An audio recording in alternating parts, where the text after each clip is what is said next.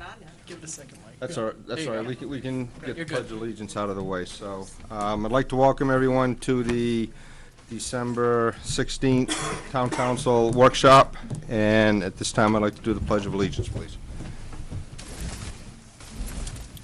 Pledge allegiance to the flag of the United States of America and to the republic for which it stands, one nation, under God, indivisible, with liberty and justice for all.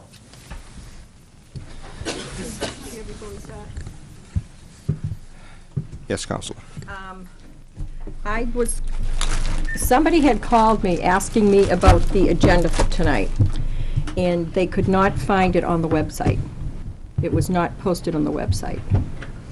It may not have been posted on the website, but it was posted here at the town hall and down at the post office. It was not posted at the post office yesterday afternoon at 2:30. It was not posted at 5, and I was in last night to pick up my papers at 7:30, and it was not posted in the town hall. Let's go home. It was not, I just thought I'd bring it to everyone's attention. It was not posted. Because I know that the secretary went down to the post office to bring down mail and stuff, and I understand that she brought down the agenda to be posted. So even if it was posted there, which somebody had told me they were there twice and it wasn't. It wasn't at the town hall last night when I came in, and it's not on the website. It's supposed to be 2 public places within 24 hours. True. So,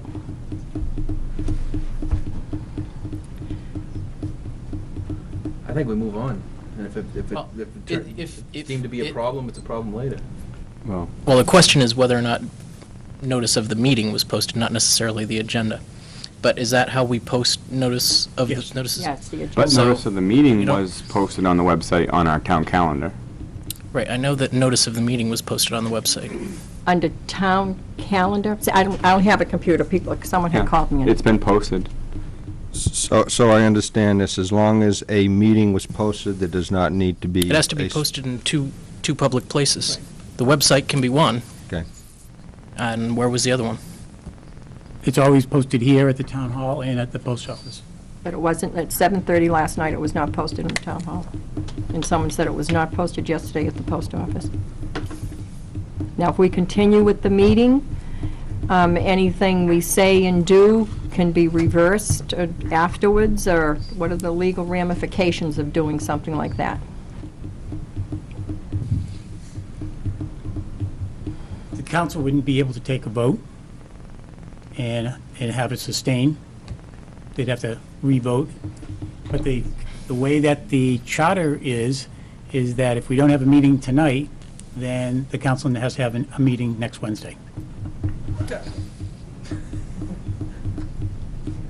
Because if you recall, there was a Wednesday that we were going to cancel a meeting, and within the charter it says, you can't cancel it, you can hold it the following Wednesday. I don't think there's a whole That would be the council's. I don't think there's much on this agenda that we're going to vote on tonight. I would recommend just moving forward. I know that it was posted on the website. Notice of the meeting was posted on the website. And you can, if somebody challenges the legality of this meeting, so be it. But, then we can have somebody who's responsible for posting notice of the meeting? Kathy Castle?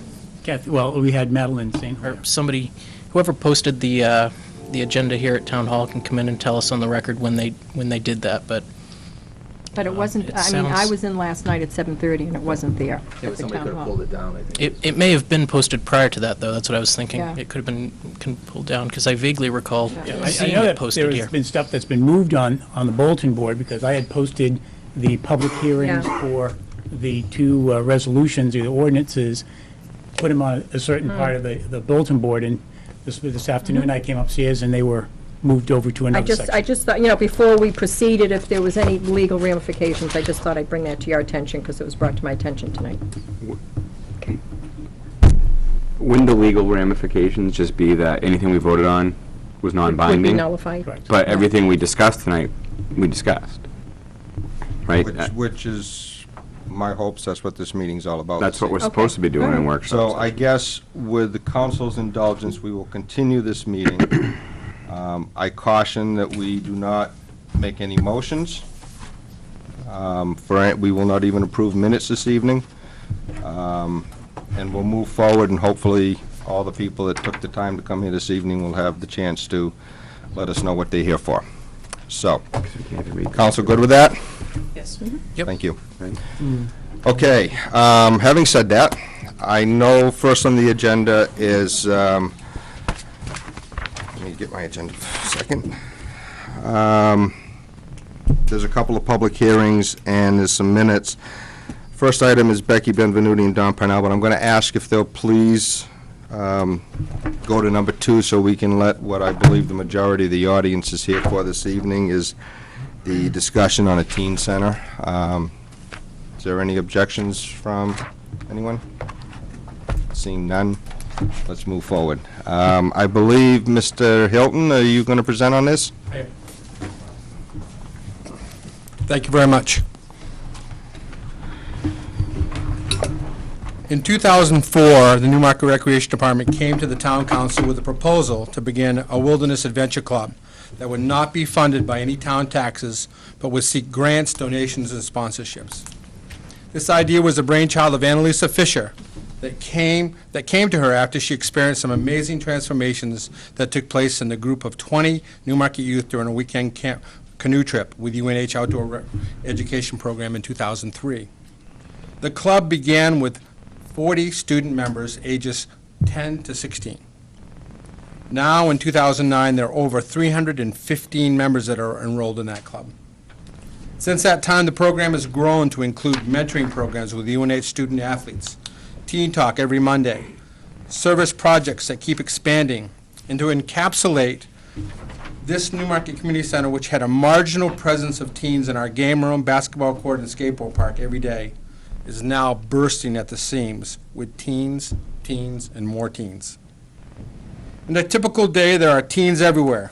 Programs for younger kids move through the halls that are full of teens, talking, hanging, playing, meeting with mentors, waiting for their hip-hop class to take place, clamoring for games in the game room, waiting for basketball court time with teenagers eager to play, in a skateboard park that is a remarkable usage. We at Newmarket Recreation have a great conundrum on our hands that's needed to be addressed with a fresh, new idea that would require the town to embrace a new goal worth investing in. Here to talk further about this area of need and present a brief PowerPoint slideshow are Annalisa Fisher and Amy Gigande to continue this discussion. And after Annalisa and Amy present, we have up to 6 individuals that would like to briefly speak to you in the support of this endeavor, and then I'll close. And thank you for just listening. They need help with the projector. Screen down? I get That would help. Good evening. And I'm told all I have to do is this. Can you do it?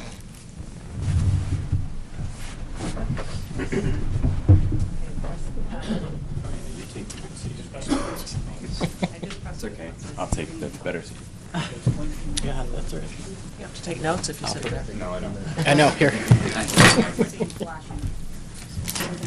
can't read my shorthand anyway. Shut off the lights. Good evening, everyone. I can't see any of you. We can't see any of you, but we'll talk. As Jim Hilton mentioned, we're here to talk about the idea of a teen center for Newmarket Recreation, and we've been thinking about this for quite some time. It's been on the forefront of Annalisa's mind for, gosh, I don't know how long, and we've done some research. As Jim mentioned earlier, the need speaks for itself. The town of Newmarket has more than 600 teens, probably more than that. We did a quick calculation. The community center currently reaches critical mass between the hours of 2:30 and 7 p.m. Monday through Friday. As he said, we're crawling up the walls. Club Chameleon, which is composed of teens from the ages of 10 to 16-year-olds, have over 300 people registered in the program. And he also mentioned, we talked about Teen Talk, now goes on Monday. And they break out into many groups, and they talk about key discussions that are important to teens today. Last week, what did they talk about, Annalisa? They were talking about death and grief. And we have on average 40 to 45 teenagers there every Monday night in these discussions. And we also have a mentoring program that is branched out from Club Chameleon. And with UNH, we have over 45 teenagers, more than that? Yeah, I think more than that right now. Matched since we started the program. And there's no place for them to socialize. They get together with their mentor at the community center right now. And especially in the winter months, there's not a lot of places to go for them to work on studying or just going out and playing with their mentor. We also have some homework study groups that have no place to go for quiet study time. And overall, and we'll play on this in a little bit, the community center just lacks adequate storage space. We've been there for so long, we just lack storage space. So we tend to use other spaces that could be utilized for other things like study rooms because we lack the storage space. Here's just a couple of pictures of parents lining the hallway when the multipurpose room is being used. That's the game room that's overcrowded on a typical afternoon. And as you can see in the far right left-hand upper corner, we have all our Christmas stuff taking up half the game room because we don't have the storage space that we need. So when we sit down and talk about it, we're like, well, this is our problem. So Annalisa and I sat down and we sat in with Jim and with the teens, and we say, what would a perfect teen center be like? What would we envision? And most importantly, Annalisa? A safe place. They will talk to you about that every time you ask the question. It's got to be safe for them. And they do come after school, and sometimes on the weekends if somebody happens to be working, because it is safe for them. Influenced by positive role models and staff. Why is that important, Annalisa? There's lots of people, and I think there's some staff here tonight, that are their role models. And now it's really cool because the older Chameleon staff members are mentoring down to the older members, and now those older members are mentoring down to the younger members. So when the kids come into the program, they automatically have a support system already built in. Close proximity to schools and/or on bus route. That would be nice. Take the bus, if they have to take the late bus, or if there's not a late bus, they take the bus and they can get dropped off at a teen center.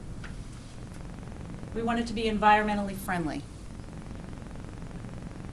We want plenty of outdoor, indoor recreational space, especially for the winter months. We're looking for something with plenty of breakout rooms for study time, mentoring, education, and/or art class or art space. Again, this is our vision. And really, a place that can be called a home away from home to all the teens. There's many teens out there who are considered, latchkey. Their parents are working, they go home. We want them to have a place where they can go, where they can get that study help or mentors and feel like they're home as well. So, well, look at that. We have. Imagine what it could be. And we have. So we're going to talk a little bit about a thought process or a plan that we've envisioned with this facility. And that is, of course, the Public Works, the old Public Works building. We are researching environmentally friendly ways to renovate this building. The first floor would be used as recreational space, i.e. a rock climbing wall, dance floor, movie screen, lounge space, a cafe, somewhere they can go to eat, have a nice healthy snack after school, administrative office, and a couple of bathrooms. The second floor will be designated for academia spaces, study rooms, a computer room / conference room. We'd have designated storage space for all of Club Chameleon's equipment, which we're going to talk a little bit in a second, but there's a lot of Club Chameleon equipment that could be moved over to this facility and free up space at the community center. Outside, we are looking at outdoor recreational activities, basketball, moving the skateboard park from behind the community center over to the area adjacent to the Public Works building. There's bike trails, the Lee bike trails connected to that, and there's plenty of nature trails. The Club Chameleon vehicles would be securely parked in the rear of this facility. Another plus. We had the Sheridan Corporation come in, and they did a site visit of this facility, and they have produced documentation and a cost estimate that it is a viable space for a teen center. In fact, they were very excited about it. Do you have anything more to add to that, Annalisa? He walked in, he did a whole design, he looked at it from every angle, and he thought it was the ideal building for this kind of a facility. And they are the ones that built the new facility for the Public Works. Here's a kind of a layout. This would be the first floor, the ground floor. As you can see off to my left, or the left on the screen, that large square has a green line down the left side. That's a climbing wall, and that ceiling, that's about 22 feet up. 22 feet up. Perfect for a climbing wall. Down there we have some lounge areas. There's ping pong, pool table, a movie screen is that blue horizontal bar up on top. There's a platform for a DJ platform if they wanted to do a dance there. We have the Club Chameleon storage area. All the equipment and storage that's currently used at the community center and Club Chameleon's own storage facility would be moved into this location. There's an area for a cafe, and over to the far right you have your entrance coming in and a secured office in the back.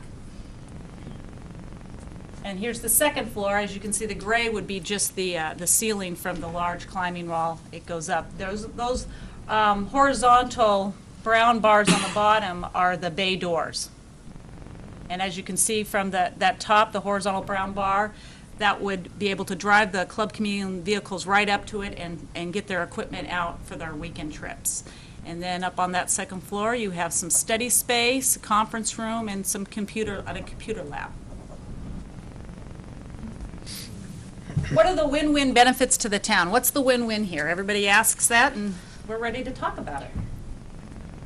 We would be taking a facility that is no longer being used, and we would utilize it in the utmost positive way. Our growing children of Newmarket. The facility rebuild will not cost the taxpayers anything. That is our proposal to you.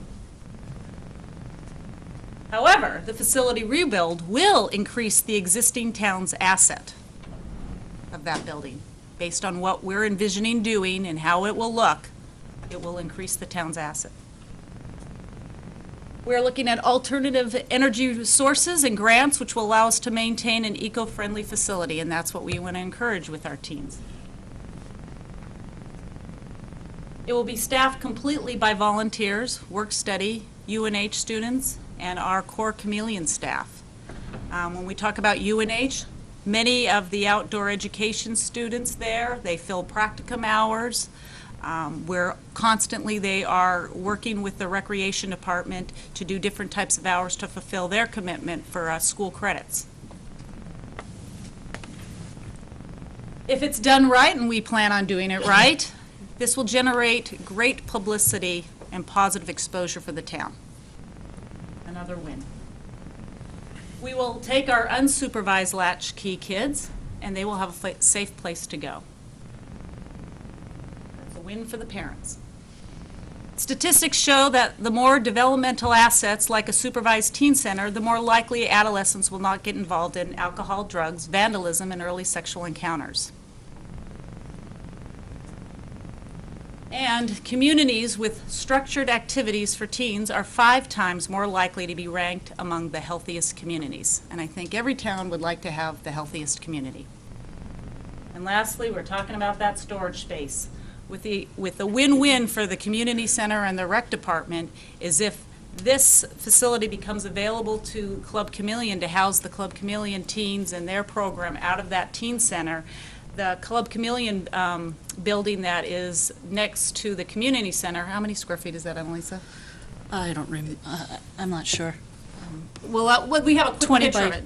40 maybe, Yeah, I it's think. quite large. Yeah. We would be able to use that for storage for the community center and free up a ton of space for all of our special event things that we do all the time. I mean, we are busting at the seams there. Who supports our vision? We're not the only ones that have this vision. First of all, the teens support our vision, but other people that support our vision is the Newmarket School District, the Police Department, the Friends of Newmarket Recreation, the United Way, DCYF, Easter Seals, Newmarket Community Education Partnership, and we have started the Epping Newmarket Coalition Group. It's very, We're partnering with them. we're partnering with them. What have we accomplished? So we're going back to the Club Chameleon concept in 2004, which Jim mentioned earlier. With the council support, the Recreation Department has given 300 teens a community called Club Chameleon. But what else has Club Chameleon accomplished since then? It's a national recognized program. The NHRPA, which is the National Recreation and Parks Association, created a program kind of copycatted us called Teens Outside. They grabbed Club Chameleon and made us part of their pilot program, and we are considered a leader in the industry in outdoor programming in general for all teens. I can't tell you how many phone calls Annalisa gets on a daily basis, ask teens, community centers, different types of programs looking to do what we do. To date, Club Chameleon has raised more than $70,000 in sponsorships and fundraising and more than $120,000 in grants. It just started with weekend trips, but as we mentioned earlier, it's branched out. We have UNH mentoring, we have Teen Talk, the Coalition branch, and you've seen them all do community service annually throughout the town, doing various projects, which we'll talk about in a second. And Club Chameleon received the Governor's Award. What's the exact title? Physical health and exercise for outstanding teen organization. It received the New Hampshire Willie Shellnut for Excellent in Programming Award, and Annalisa herself actually received the Community Leader Award. We talked about some of those accomplishments. That top left-hand picture is of the Chameleon Storage Facility, which is very organized, but again, that would free up a lot of space for the community center to store a lot of our equipment there, and that all that stuff would be moved over to the teen center. Down below is just a picture of the UNH students, one of the mentoring parties that they had, and you can see our vehicles down there. And off to the right, the list there, that's not even talking about the corporate sponsors for 500 and under, but just to give you an idea of how many people have bought into the program and how much support we do get. And the Rockingham County Department of Children, that actually is $20,000 a year since 2004. Yes. Our teens, our Club Chameleon teens, have paid it forward. You've seen them on TV, you've seen them on the streets. They're there at the annual Heritage Festival, the annual Homecoming Weekend, the annual Great Bay Half Marathon, Extreme Air Show, Newmarket Head Start, mentoring Linked Together children. They refurbish the cemetery. They're extremely a reliable recreation source for volunteers. We are allowed to use them as staff, and they're great. Miscellaneous projects for our senior population. They raked some lawns this past fall and others who are in need. They're constantly doing community service. That's just in Newmarket alone. I can't even list all the projects they have done outside of Newmarket. And they go on these weekend trips. They feel blessed. They come back and they do community service. They know what it means, and they're very grateful. And there's just some pictures.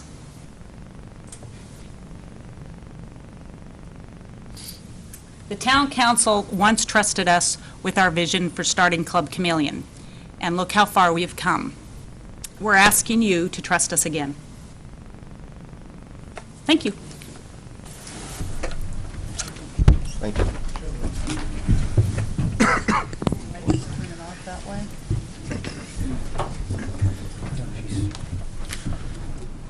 Can we shut that down? Well, I trust the public. Okay. You want to press it again? Oh. Just hit power.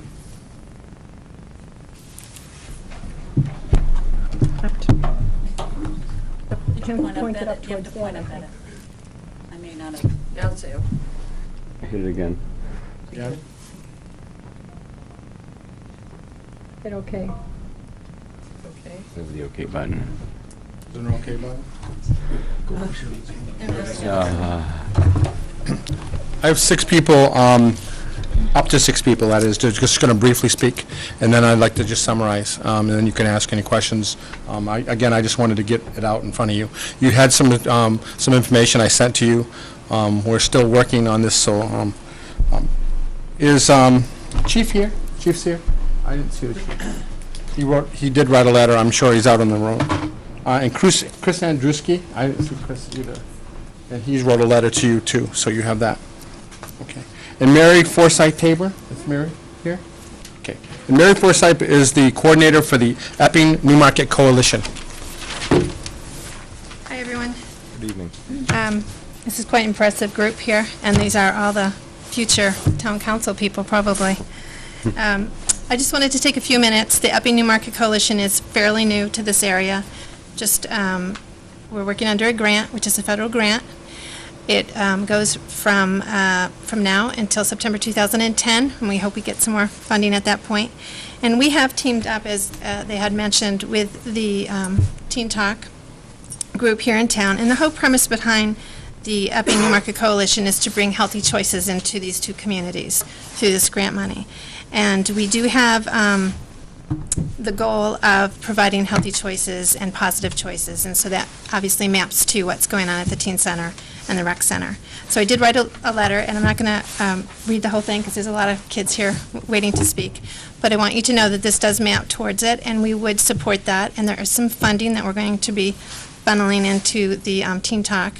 We primarily focused on the middle school and high school children, so that maps also to this town, and bringing them healthy choices and then bringing them out.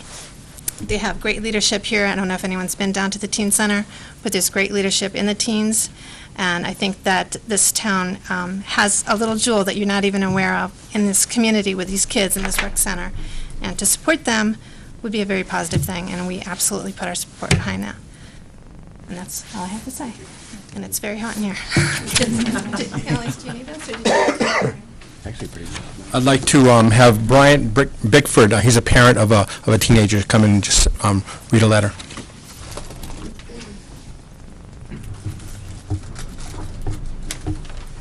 Thank you for the opportunity to speak. Just want to let you know that my family and I wrote this all together. I can't take credit for all of this. And so my name is Bryant Bickford. I have 3 children and lived in Newmarket for 5 years. We have been using the Newmarket rec resources for all 5 years. First, we attended summer camp, vacation camp, and some of the sports opportunities available through the rec. As soon as my children were old enough, they began participating in Club Chameleon activities. They go to Teen Talk every Monday evening and take advantage of every Club Chameleon activity they can. This has been absolutely invaluable to us as a family. Club Chameleon has matched all 3 kids up with UNH student mentors as well. By participating in the community service project, the kids have strengthened their cooperative attitude and community pride. They are working on their leadership skills through their own growing confidence and by observing other kids in this program. The outdoor trips offer them valuable and healthy recreation opportunities that can be difficult for families to provide. These kids have been able to learn skiing, snowboarding, surfing, horseback riding, and other fun stuff they would not have been otherwise been able to try. The sense of belonging my kids get from being part of the rec is terrific. I especially noticed that when they moved from the elementary school to the senior high school, there was a comfort knowing that some of the older kids from Club Chameleon were there at the school as a friendly face, looking out for them as well. The kids of Club Chameleon do look out for each other. This community spirit is really forested in this program. By being lucky enough to live in this town and to get to know the rec and the folks who run it, I can tell you that these people are fantastic at what they do, and they all do it tirelessly for us and our kids. I love this town in large part because of the rec department, and I brag to people all the time about it. I filled out the online survey recently for the senior high school, and the glaring fact that we already know, and that the surveys will no doubt reflect, is how inadequate the space and facilities are at our senior high school. This is not news, and we've had a very tough time as a community committing to some of the solutions for these problems. One possible solution to ease the burden on the facilities is the provision of the Teen Center facility. as provisions of the Teen Center. Facilities available at the Teen Center will encourage personal development and creative opportunities that otherwise would only be offered by a school that cannot afford to do so. Positive mentors and tutoring assistants, computer access, a place to hold dances and fundraising events, space for after-school activities and sports that are not currently options due to space constraints. All of these will be provided by the Teen Center. Most importantly, a continuation of the message our school is working hard to instill in our children, the necessity for civility and citizenship, community service, and pride. These are what we can expect from the Teen Center and the proven performance of the people involved in Newmarket recreation. I urge all of us as a community to take some part in the provisions of this Teen Center. I look forward to getting my hands dirty side by side with my children as we build and grow the future of Newmarket. First, we need the place to start. Thank you. Thank you. I just have two more people, and I'll summarize. I'd like to, Candace Leach is a staff representative from the club community, just to speak for a second. Hello. I've been privileged to attend Teen Talk and other Club Chameleon events over the past 2 years. I've watched Teen Talk originally from a small group of teens coming in to now typically around 40 teens every week packing into the community center to talk about issues that they've chosen and they really feel like apply to their lives. Originally, I had thought that teens wouldn't be interested in this type of activity, but the kids who are in Club Chameleon have really come together and really want to address the issues and really support each other through the issues, just that adolescent space. Through the time, I've seen adolescents discuss issues pertaining to their academic lives, their social lives, family lives, their perceptions of their community, of the world. All the teens have astounded me in giving each other feedback and support. They give each other suggestions, and they've really made a place where they can discuss drugs, alcohol, body image, stereotypes, and they've made it okay to say, we don't want to do these things, and that there is a pressure to do them. And in school, many of them do feel that pressure to do these things and act like they're cool, but it's really become a safe place for them to express feelings that they might not be able to in school.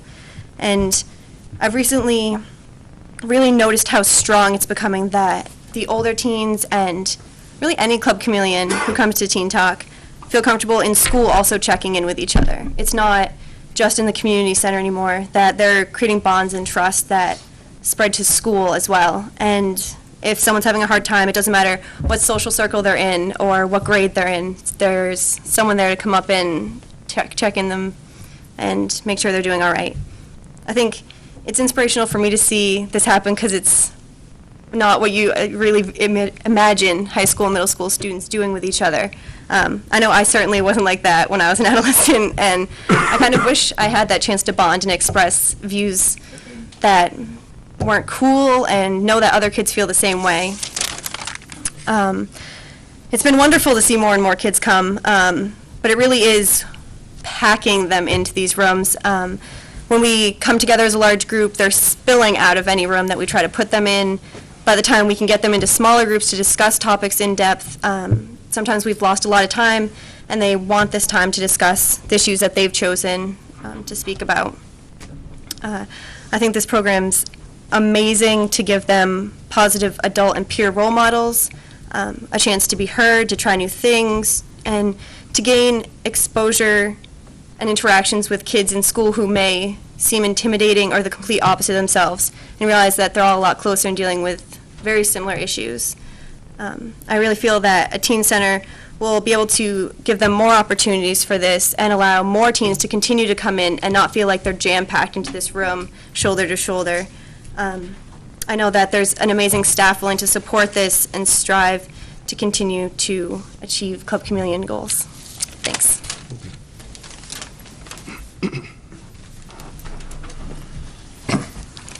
Save the best for last. Alex Sleater is a teen representative from the Club Chameleon. She'd like to speak to you on behalf of the teens themselves.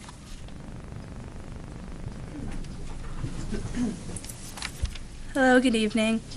There's a stereotype for teenagers. We are known as troublesome, loud, obnoxious, rule-breaking, and in some cases ignorant. I have been a part of Club Chameleon for almost 6 years now, and we have 2 sayings that represent our club. The first one is respect.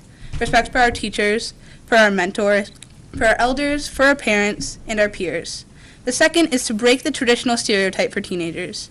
We have programs for mentoring, programs for support, and programs for outdoor adventures. Programs upon programs to keep the more than 315 members busy doing productive projects in our town. We have done many community service projects in Newmarket, and we are inspiring teenagers to get out and get active. Our club is open to any and all Newmarket teenagers, along with being able to participate on all of our trips. They are immediately welcomed into our Chameleon family. With the number of dedicated members and staff, we are limited in space and scheduling time to do all the things we would love to do. For example, we try our hardest to help tutor our younger members, but we are limited to a small office in the community center, a building running many other events. If we were given a teen center, we could expand our programs and, along with that, continue to break the teenage stereotype.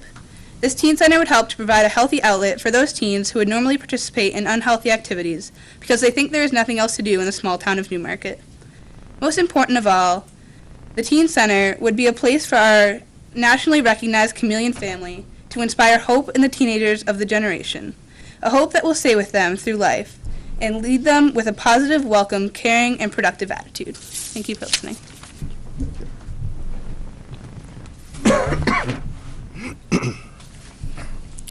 In summary, we believe Newmarket can achieve this goal.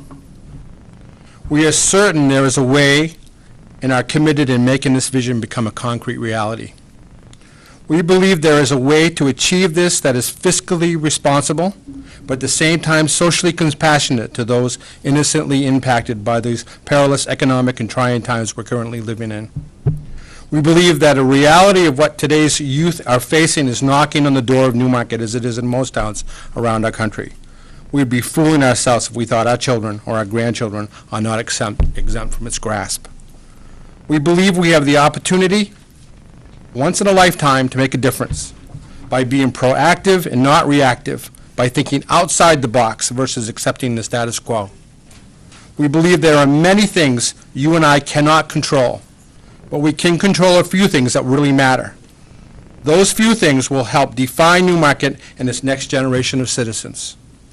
We believe that making a choice to act, some of the greatest victories we can experience in our lifetime, are closer than we can possibly imagine. Take, for instance, a simple, empty public works garage that no longer is adequate for the purpose that it was intended for when it was built, and now has been sitting for years as an underused storage facility for our town. You put out a bid, and no potential buyers considered to be any of significant value for them to even make an offer. But we believe that this building is a diamond in the rough for Newmarket. It could be given a new opportunity to become a vision of hope for the purpose of changing lives, to be used to make a difference in a young man's or a young woman's life, and to give them a safe, nurturing, caring environment to grow up to become our future of Newmarket. It will take work. It will take plans. It will take time. It will take commitment. It will take your decision, not tonight, to change this building's existing use into another use. It will take you as the town governing body to say yes to allow Newmarket Recreation to use its talents, its gifts, its resources, its time and effort to make this vision a concrete reality for our town in a fiscally prudent and judicious way that will honor all of our citizens who live here. We do believe that Newmarket can and should commit ourselves to achieving this goal. Just say yes, and we'll begin. Thank you. Any questions? Thank you, Mr. Hilton, and all the speakers this evening. Very nice job. Very well presented. At this time, I don't know, does the council feel comfortable asking any questions? I mean, probably the questions that we want to ask are questions you really don't have the answers to at this point. So, you know, I'd love to perhaps have councilors get some questions together. Next workshop in January. That'd be fine. If councilors could get the questions ahead of time to the town administrator so that maybe we could give them to Mr. Hilton, so he's got a better idea of what we're looking for. There's probably going to be a lot of questions that can't be answered right away, but I guess that's the starting point. That's right. And I do have a light on, so Councilor Quox. Mr. Hilton, the job you do down there is absolutely phenomenal. You've got half of the teenage population involved, which is great. I would like to know, you said here that you would be awarded the building, so therefore the town wouldn't receive any money for it. It's something that we're trying to sell. I think we put a bid out for $225, and we didn't get any offers on it, but that doesn't mean that couldn't happen in the future. And then by doing something like that, we're also losing our tax base on it. To do all the work with grants and funding, we know what's going on in Washington. It doesn't look too good. I'm starting to feel like this is Washington now, here. And, I mean, we have people losing jobs. We have senior citizens who have not gotten a cost of living increase for 2 years. Prescriptions for seniors have gone up 9%. We have the school department really, really bending over backwards to cut costs. There's probably 2 teachers. The school needs space. And we need a wastewater treatment center in 3 or 4 years. And how much money have we just spent on fields? 600,000, 400,000? I mean, I think it is not fiscally prudent, and I think it is not socially responsible to ask this town to put any more money into it. I mean, it's a great program, but I think we have to stick with what we have for now.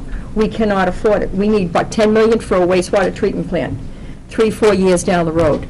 What is that going to cost the taxpayers?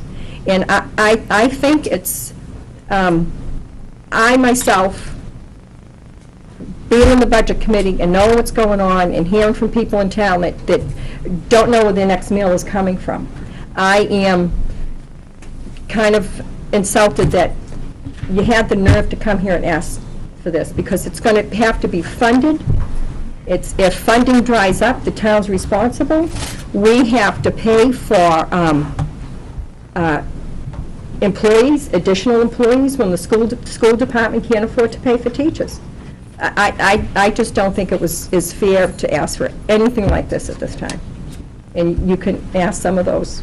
Those are some of my questions. I'm not going to listen to this. Any other councilors' comments? If the council's good with it, I'm sorry, Mr. Bottom, Council Bottom. Can we just move this to, like you said, get That's questions? basically what I was going to and- suggest is, I have a bunch of questions about logistics, but Sure. I think you need to. and like I say, if it's at all possible, I'd like councilors to try to get this to perhaps even Kathy Castle in the next week or 10 days. Well, next business meeting's 4 weeks away, so. Sure. Just to get, so that you have an idea of what kind of questions we're looking for, answers, and going from there. So if the council's good with that, and Mr. Hilton, if you can live with that, we'll move slowly. Thank you very much. I appreciate that. Thanks for coming. Thank you. Now, I assume there's going to be a mass exodus here, so. 85, 90% probably. Maybe 98. I'm sorry? The woman that's there, that's Jessica Goodman. Do we want to do next, or do we want to do Becky and? Let's get Becky and... Budget, Yep. the effective budget, we need to just present the questions and see what the answers are.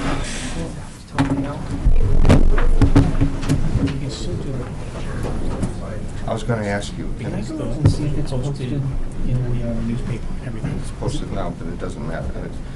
These are posted so we can do the 2 ordinances after we take care of some people that are still here.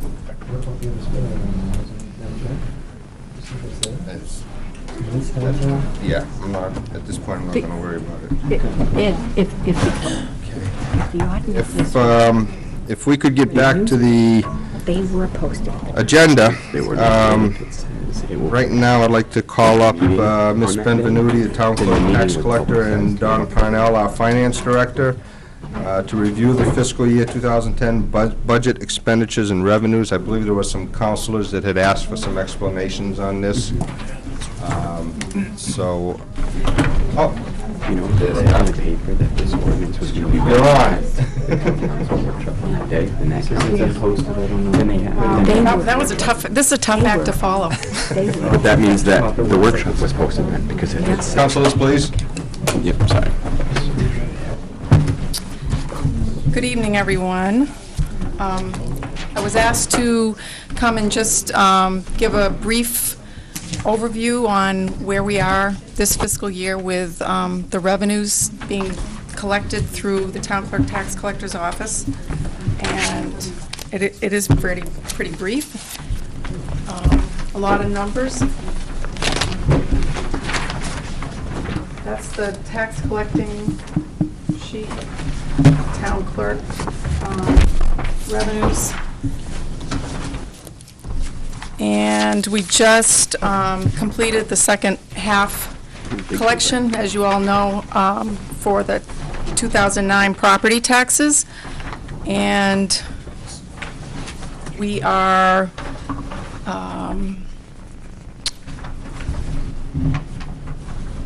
little less than 1% under the collection rate of the previous year. We billed $16,257,000. We have $1,035,000 remaining to be collected. So our collection rate is 93.63%. A year ago, at the same time, the day after tax due date, it was 94%. The year before that, it was also 94%. So I think it's pretty fair to say that we are on track. Their numbers, the people behind the numbers, there's a lot going on out there. Someone asked me to talk about what we're seeing in foreclosures. We've received approximately 45 foreclosure notices this past year. Of those, 14 of the properties have been sold. 10 of them, they're vacant. The owners moved out, and the banks own it.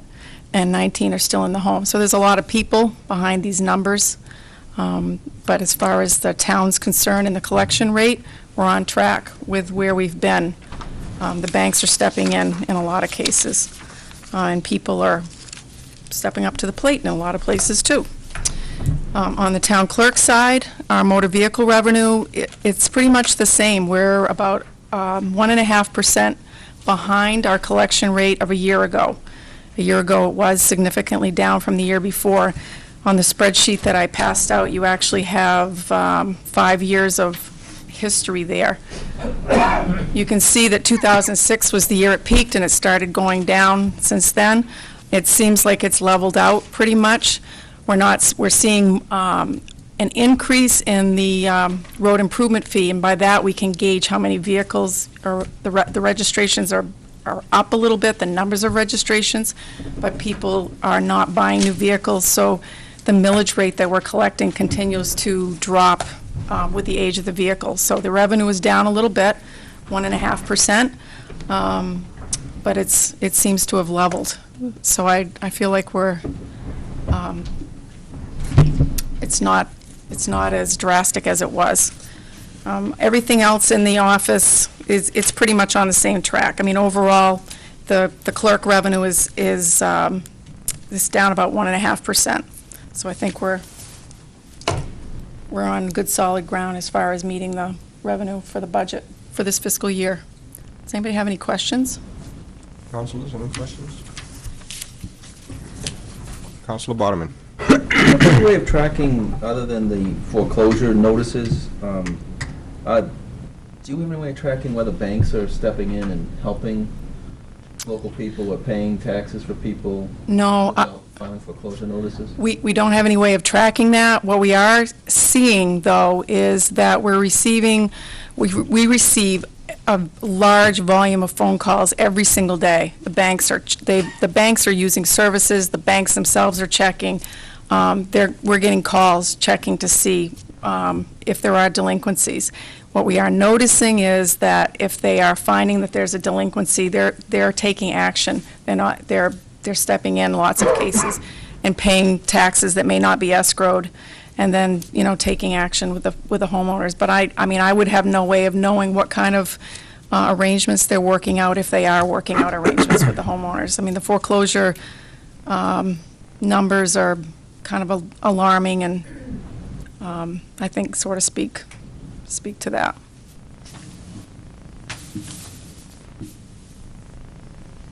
All set, Counselor? Vice Chair Bergeron? The home has been foreclosed on and it's bank-owned, unoccupied. Does the bank pay the taxes on that property? Yes.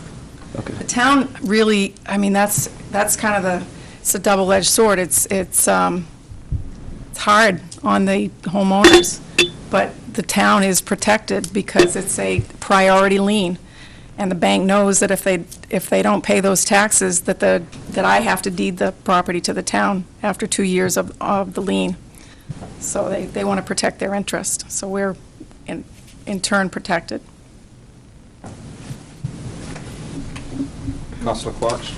I had a question, Becky, on the transfer station fees. Mm-hmm. In '05, it was, now that's the fees that are paid at the transfer station for, what's included in that? Are you commenting about the decrease in transfer station fees? Yeah. Yeah. In '05, all of those fees were being collected through the town clerk's office. Okay. And now they're going directly, back a year ago, July, with the cash receipt policy and procedures, the new one that was adopted by the council. Each department is collecting and recording their own receipts now, so those don't go through our office any longer. That's why I'm sure the revenue itself hasn't changed or hasn't dropped to that So where extent. would we get the current number for the transfer station? Oh, Dawn you would have that for you. Oh, okay. All right, so that's why it's Yep, this is so- just such a difference. what's collected and recorded through Up our until office. July, when the policy change came in. That's Okay. correct. Any other questions from the council? Thank you, Ms. Benavides. You're welcome. Mr. Parnell? Did you have please. another question? Or no, just scratching?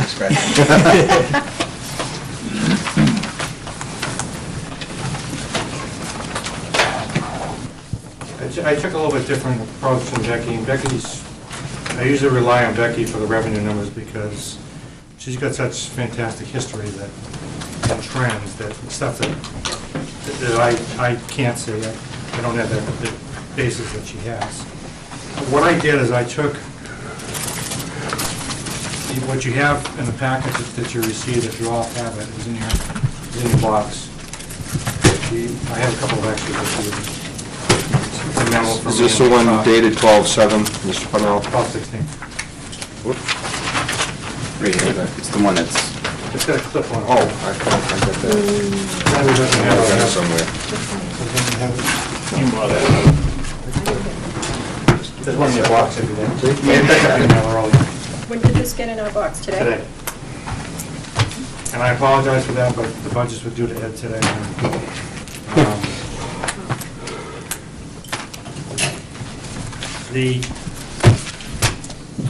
What I did is you have three sets of sheets in front of you. I labeled them expense 1, expense 2, and then revenue. And generally, overall, I'll get into the differences in a minute between the two. The overall, I think we've had a discussion about this, the spending rate should be about 8% a month. You have 2/3 of December that are reflected into the spending so far this year. So when you see the year-to-date, that's, especially for salaries, that's going to have one more payroll in it before the full 6 months are there. So you can see in most cases that you're right around the 40 to 50% expense. So what I typically do on a monthly basis is go through each department, each line item, and do that initial type of comparison. There are some expenses, however, that are cyclical, and they happen once a year. Things like bond payments. So you'll see lines in there that have nothing spent. But in January, it's usually a bond payment, and that will get reflected when the payment's made. Some types of insurance, other than health insurance, you'll see things like property insurance that's paid annually. Health insurance, we do pay monthly. As I go through these each month, just rest assured that each department head also does the same process for their own department, because they typically get called. They have access to much more detail than you do in these reports. And they can say, I see a charge on my line, I don't think that belongs there. So we check each other. Sometimes transpositions can happen when you're punching stuff into a computer, and it's a good double check. They watch it religiously. If you look at and this is where the differences are going to be, expense number 1, the sheet. If you go sort of, I can tell you what page it's on in a second. Page 10.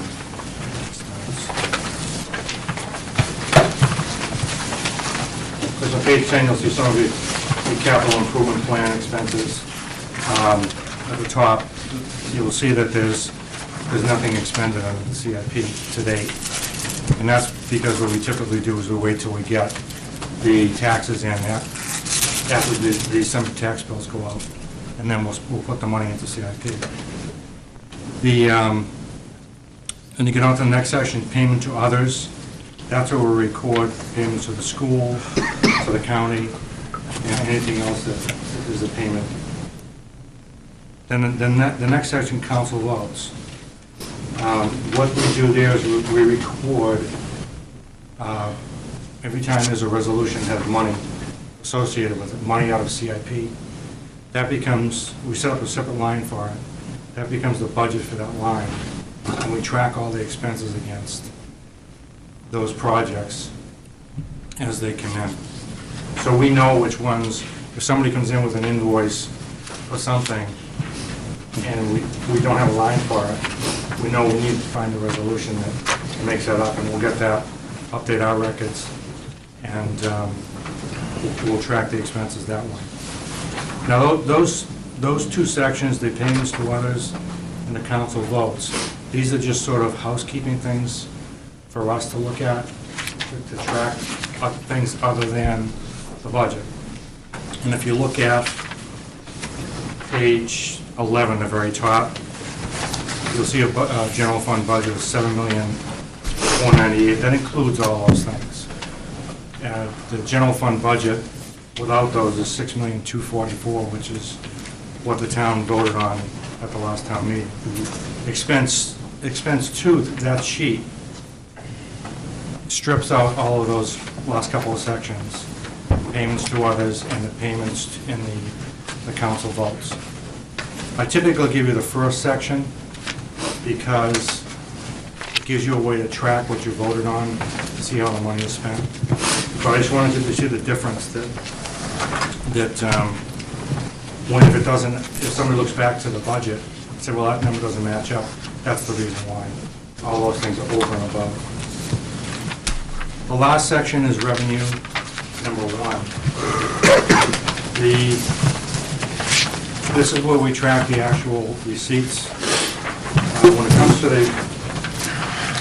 When it comes to Becky's section, this third section down, I'll usually, we usually compare notes. If it looks like it's way out of whack, we usually talk. And sometimes with motor vehicle registrations, sometimes in the spring the money can come in faster.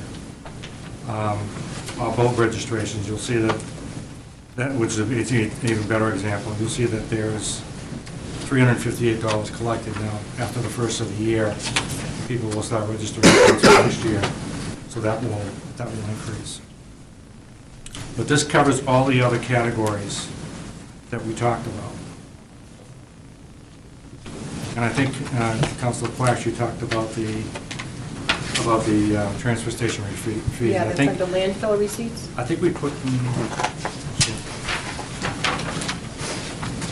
yes, on page 3, you'll see the landfill receipts there. That's where we track. So just a different method of tracking the revenue from the way we used to. I guess, I don't want to make this complicated. I'd rather answer questions if you have any going through this. But what we try to do is give you something It's simple to go through it. It's probably a little bit foreign if you're used to working with a business and seeing the financials from the business, but we do have to track things a little bit different than the businesses. Generally, it's the same type of information. Thank you, Mr. Brunel. Counselor Cox. I just had it in front of me, I can't find it. The numbers for the Black Bear TIF, Yes.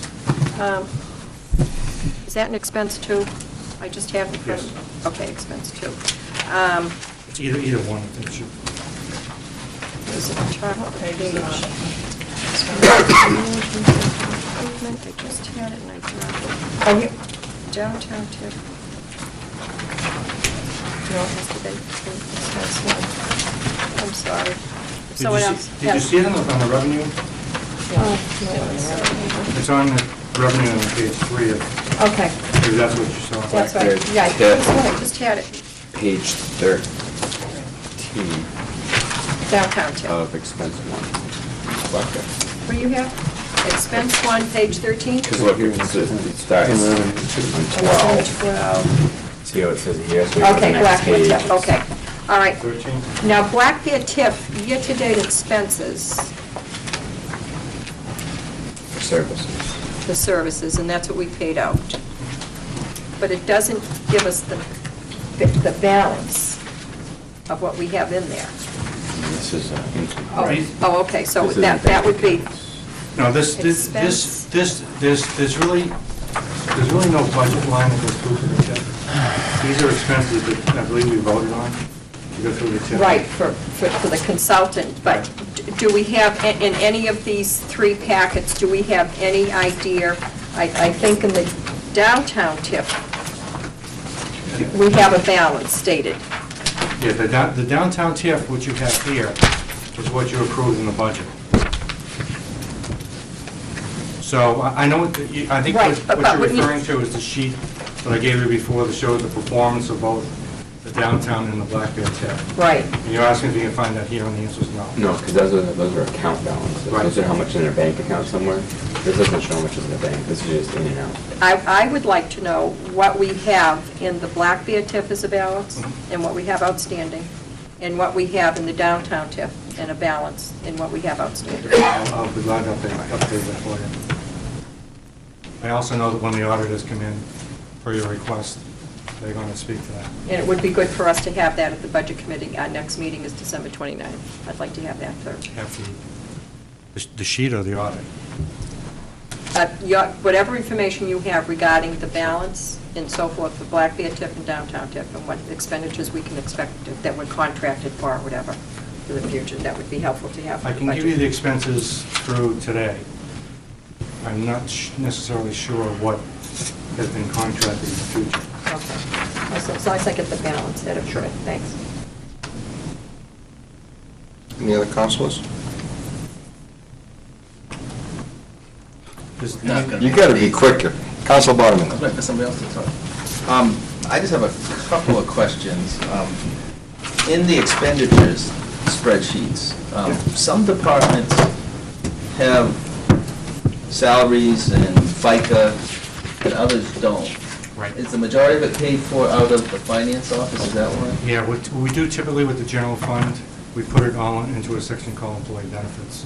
Yep. But because you have the water and sewer are really separate entities, the library is a separate entity, Yep. we have to put the FICA and that stuff in those budgets. Okay, okay. The other question I had was, I believe in a memo that came out a while ago, there was discussion about anticipated revenue shortfalls from the state. Do we have any idea what those are, and the magnitude of them? I have those, I think I probably have what you have in the memo. And as far as I know, have you seen any change to those, Ed? No, the only thing that we did not receive was the, excuse me, the revenue sharing, which was approximately $69,011, because what the state did is they cut that out for all cities and towns in New Hampshire. They increased the rooms and meals, and I think they provided some extra revenues as it relates to highway projects and things. So that was cut out for that year, and I believe it comes back in the next fiscal year. All right, so if I understand that, that means from the state revenue this year, we're going to get $69,000 less than we anticipated. Correct. That's the extent of the shortfall on that end. Yes. So far. Right, so far. Okay. Thank you. Yep. And I know that there's a lot of information here, and I mean, feel free if you have any questions to give me a call, send me an email. Okay. Go ahead. One specific line item, interest on investments. Yes. We have estimated revenue of $100,000. Page 2 of the revenue report, I believe. Pretty easy to say we're not going to meet that revenue requirement, or is there, are we getting a lump sum I would payment say on that's a June 30th? fair assessment.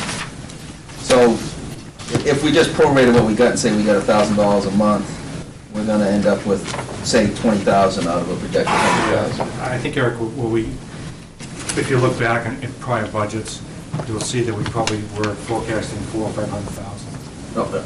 Oh, I understand that, I'm just saying, that looks like that's going to be a shortfall. And I guess the reason I'm asking these questions is I'm just thinking out loud here, at what point do we need to start looking at making sure we don't spend more money than we have, if we're going to have revenue shortfalls? So, I mean, I don't think it's something we need to decide tonight, but we certainly have at least $150,000 in revenue shortfalls that we know we're going to have. So, Yeah, just throw that out there to be cautious. You also have other areas, too, that are going to be higher.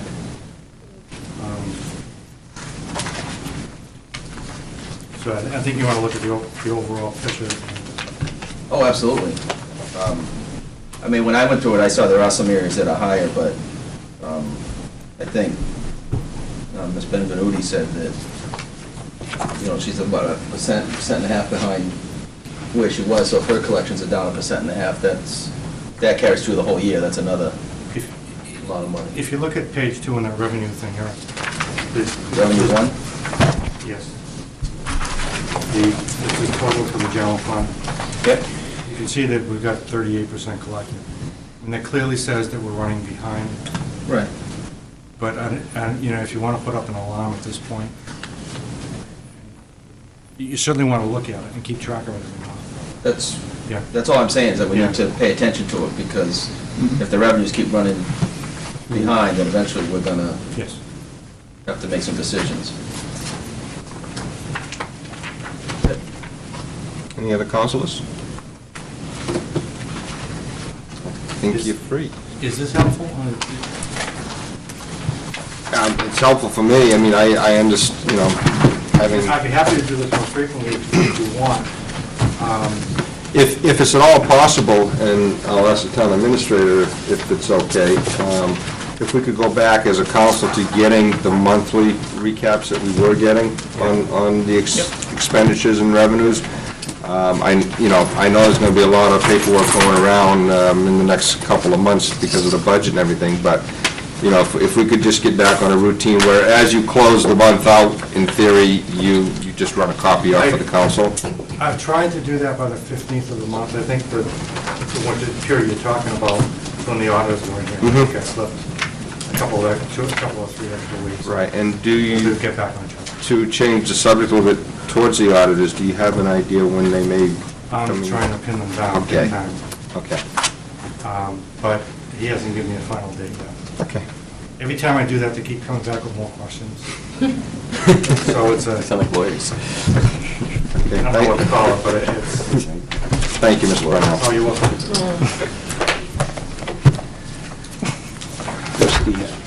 That was a jab. What? Will come out. Okay, I'm going to skip item number 3, if the council doesn't mind, go right to number 4, because we actually have, I believe, a Jennifer Goodman here this evening, who might be able to help us a little bit with some with a question and answer period on 79E, and that's what I believe the purpose is. Yes. Hopefully, councilors, you have received some communications on questions. You've received a couple of copies of some existing applications. One, I believe, from the city of Berlin, and one from Manchester, was it? Yes. Hooksett also, yes. So hopefully you've received those, but I guess, do we want to open this up for some questions that, perhaps, I don't, do you have a presentation ready for us? Just a little overview, if that helps. Yes, certainly, and any information we can get at this point would make things easier for us. Sure. Thank you for coming. And spread out a little bit, or is that a problem for the taping? Doesn't really matter. Well, she's got a... It's okay. Yeah. Well, thank you for inviting me. Should I just go? I'm Jennifer Goodman. I'm the Executive Director of the New Hampshire Preservation Alliance. We're the statewide nonprofit preservation organization. Do a lot of work with communities and individuals, helping to save community landmarks, revive community landmarks, and do policy work aimed at bringing those folks the tools they need to do the work that we want them to do, to be investing in historic structures and preserving and reviving downtowns and communities. So in that public policy realm, we did worked with a number of other community development and housing and municipal entities on developing RSA 79E, which is the program before you right now, and worked on LCHIP and preservation easements and a number of other things like that. But I'm happy to be here with you today.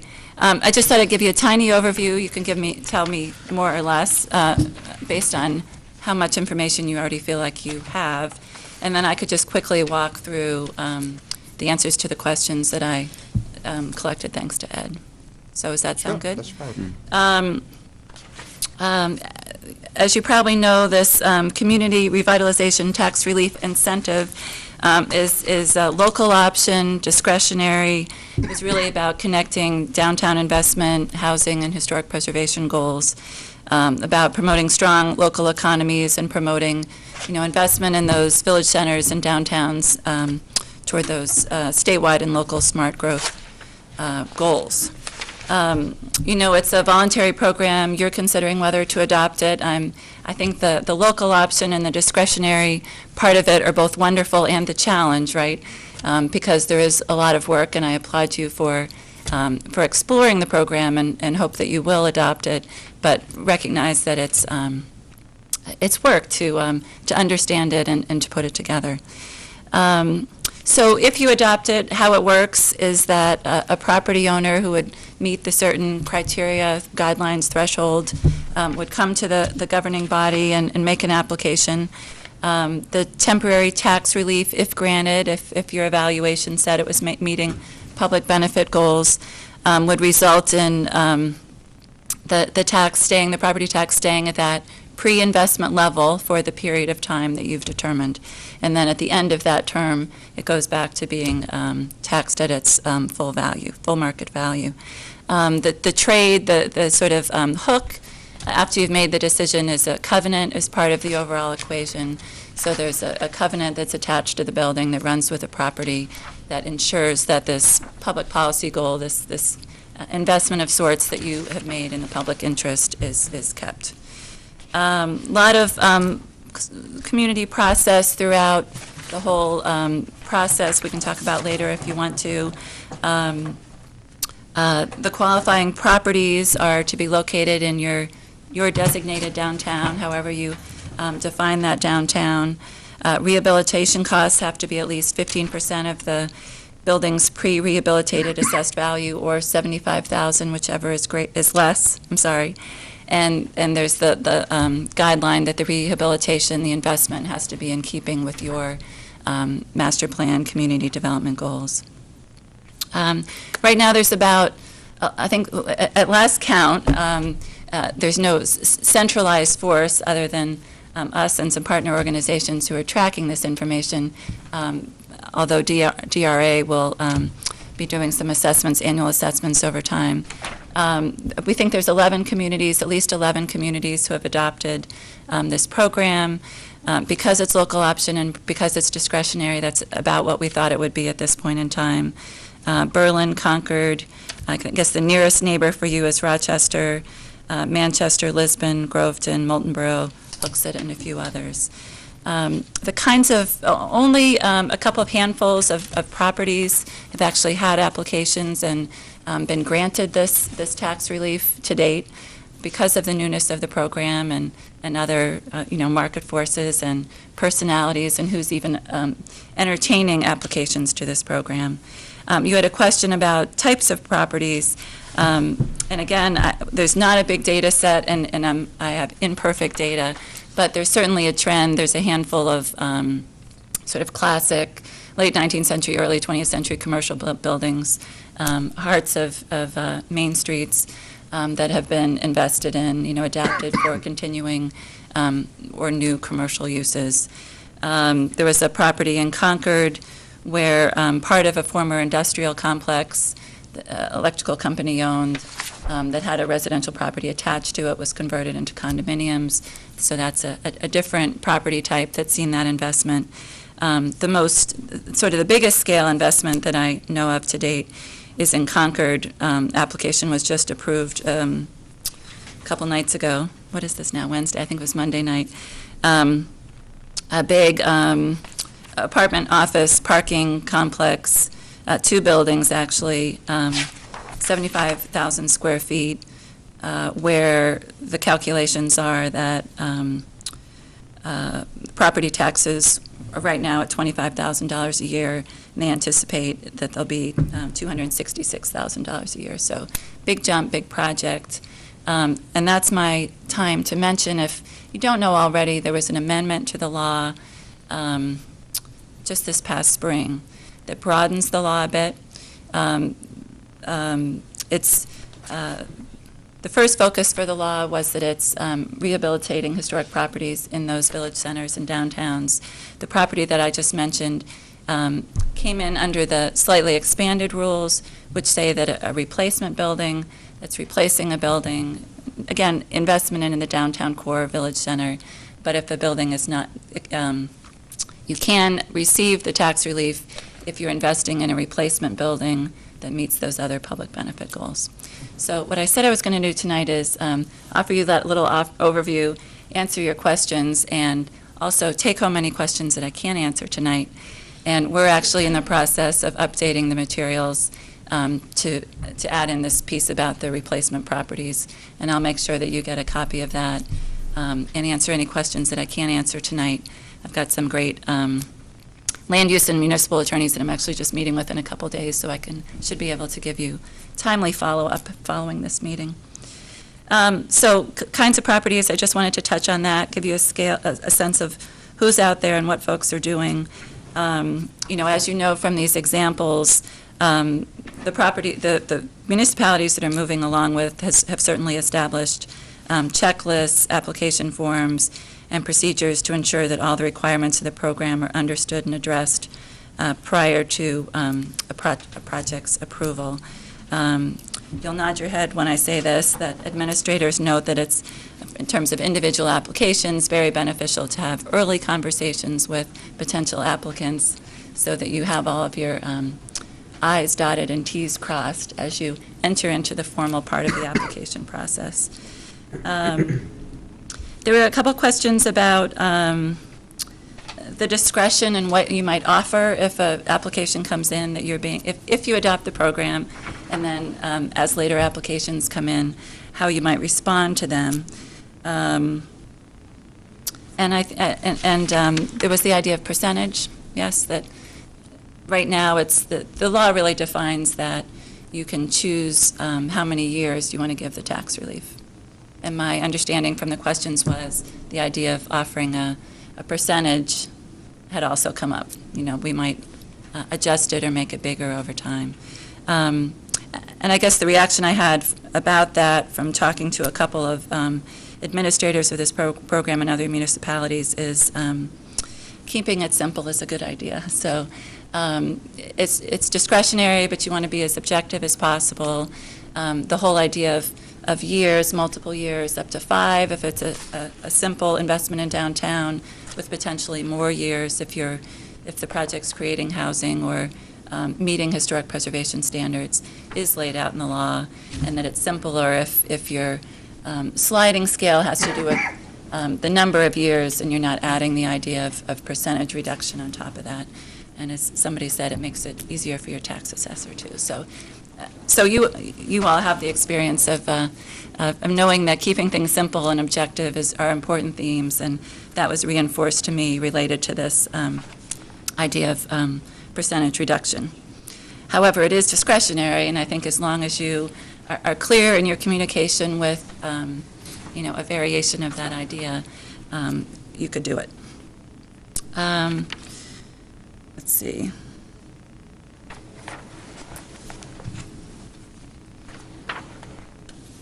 Trying to think of other questions. Did I know of any problems or denials? I think, again, to the theme of having good information up front when you're adopting the program, you're setting it up, and you have individual applicants. That's been happening in these programs that have already adopted it, and I don't know of any problems.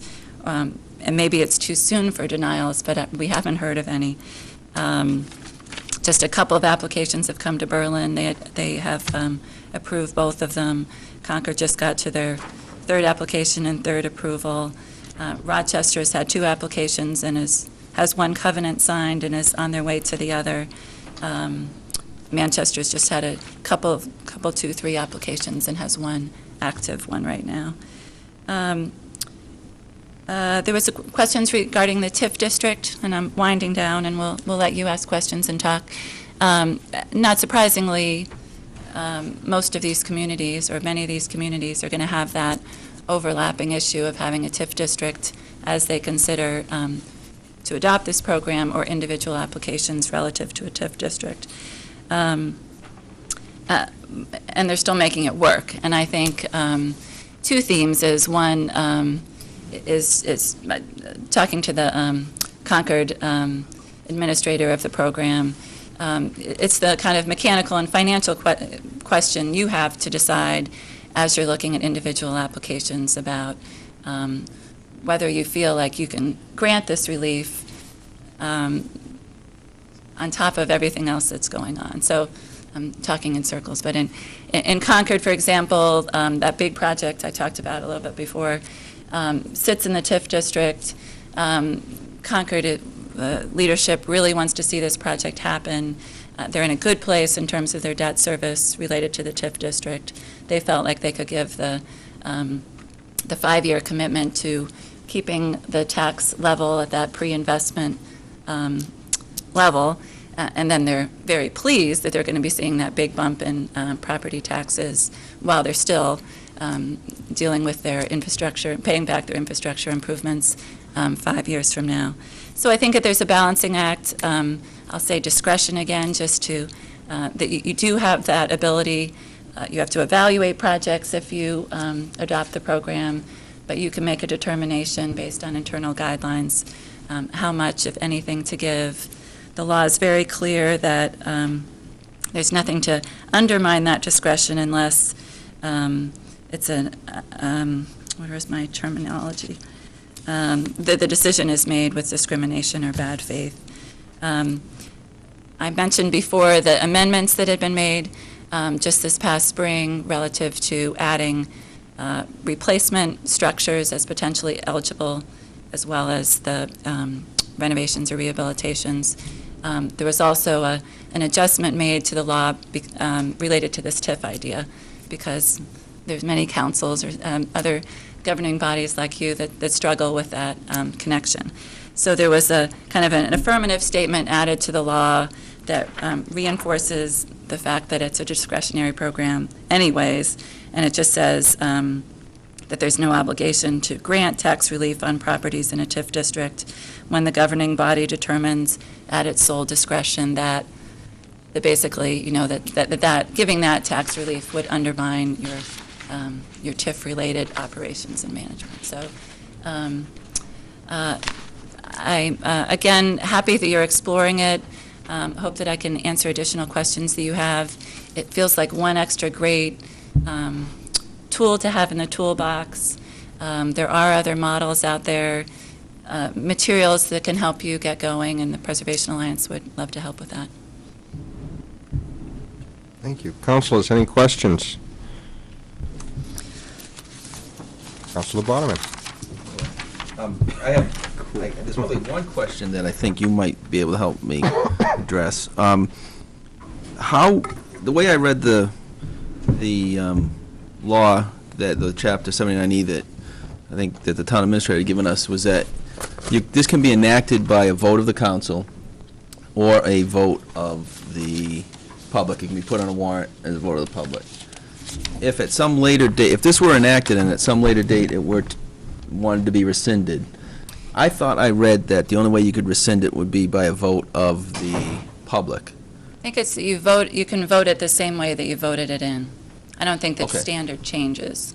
Okay. But you can, I didn't say that before, but Right. yeah, not only can you deny deny relief, but you can also rescind the program if you want to. So whatever way it was voted in, if it was voted in by the public, it would have to be rescinded by the public or voted in by the council. Okay. Thank you. I'll double check that, but my understanding, my way of thinking of it is that you voted out the same way that you voted in. But I'll make sure there's no extra variable there. Okay, thank you. Different standard. Any other councilors? Okay. I guess I did think of one question that I didn't answer, but maybe had to do with the timing. Has anybody ever applied for the relief after a project has already started? Do you care about the answer to that? Yeah. Sure, yeah. I mean, again, sort of the best practices, and you were all nodding when I said, I know you're going to nod to this. It's much cleaner, like it's best if somebody comes in early to talk about the application. It's much cleaner if the application is made before work on the building starts.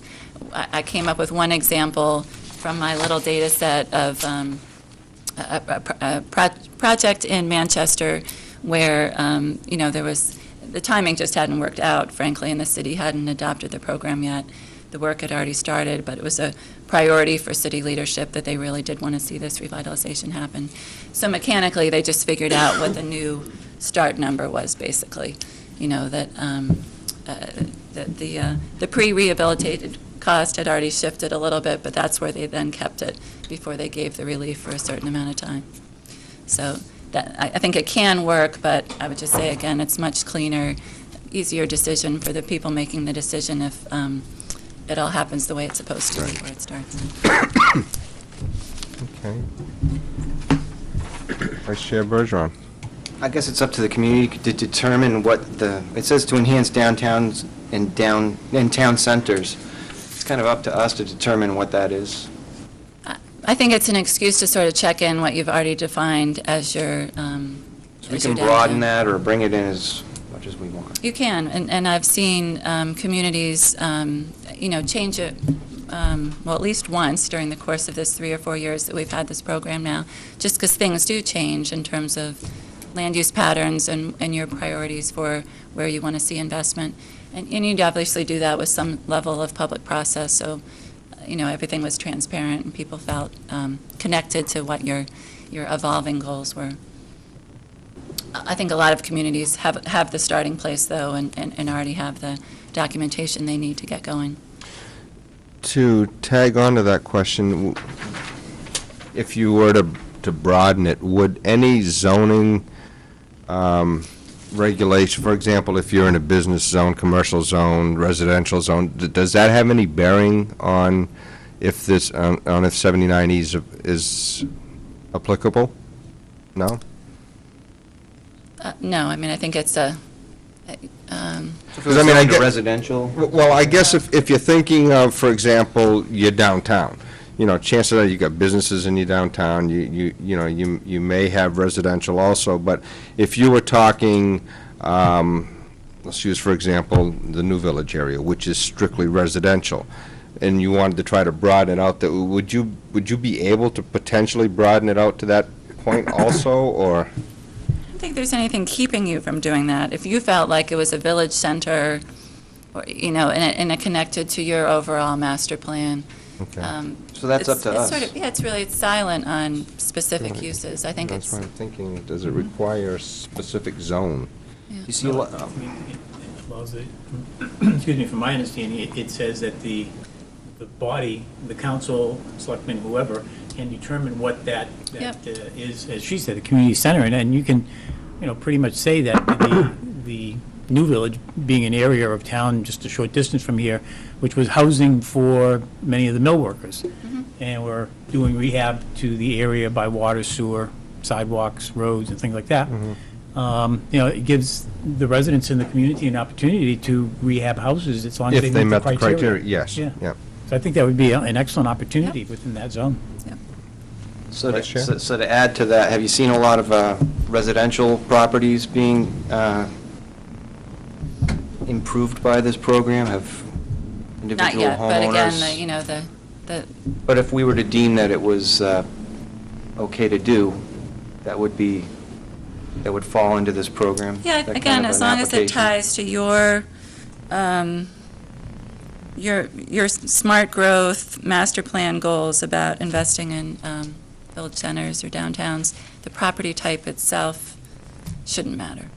Okay. Again, it's back to your goals. Just trying to think from a mechanical standpoint, would it ever cause you problems? But, I mean, the application process is the application process. The minimum is the minimum. Whether it's a small project or a big project. Okay. Anyone else?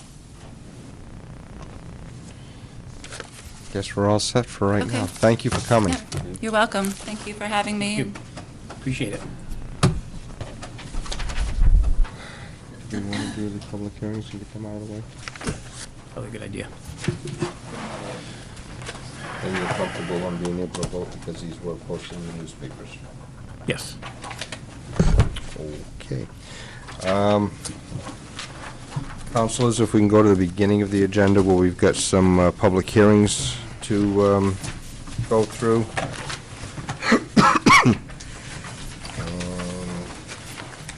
If I can find them.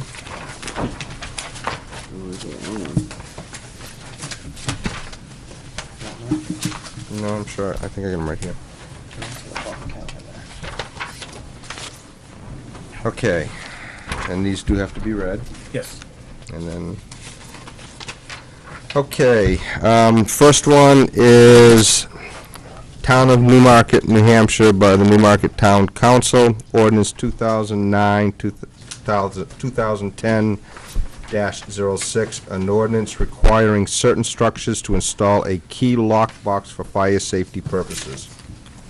Whereas the Newmarket Town Council has determined that the health, safety, and welfare of the citizens of the town of Newmarket, New Hampshire are ensured by requiring certain structures to have a key lock box installed on the exterior of the structure, and whereas the key lock box aids Newmarket fire and rescue personnel in gaining access to the structure when responding to calls for emergency service and expedites entry during an emergency, and whereas the key lockbox system is being adopted nationally and operates on a master key basis held by fire rescue personnel, and whereas the key lockbox system eliminates forced entries, thereby avoiding costly and time-consuming efforts in gaining access to lock structures during an emergency, and whereas the town of Newmarket, New Hampshire is authorized to pass this ordinance pursuant to its police power as provided under RSA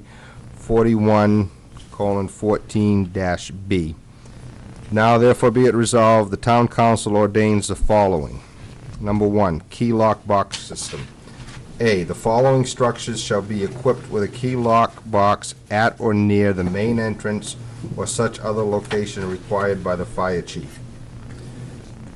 1, all structures other than 1 and 2 family residential structures protected by an automatic alarm system or automatic suppression system, or such structures that are secured in a manner that restricts access during an emergency. 2, multifamily residential structures. 3, governmental structures and nursing care facilities.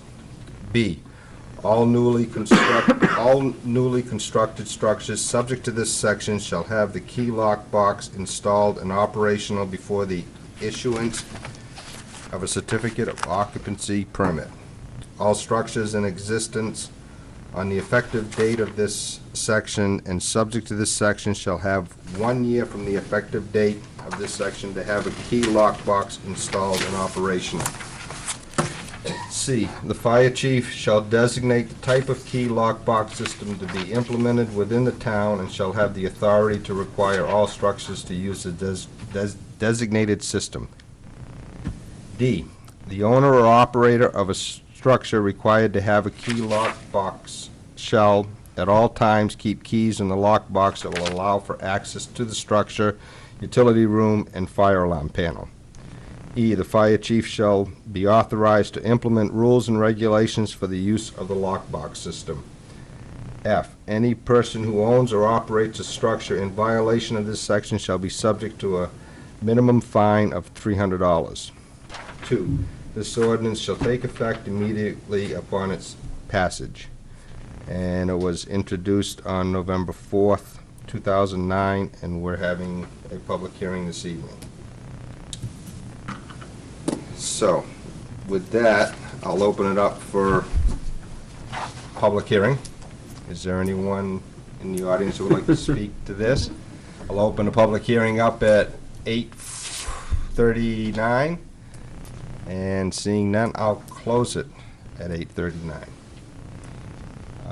I have been told that this was properly posted in the newspapers, so we can do a motion and a vote on this. Any discussion by councilors or questions?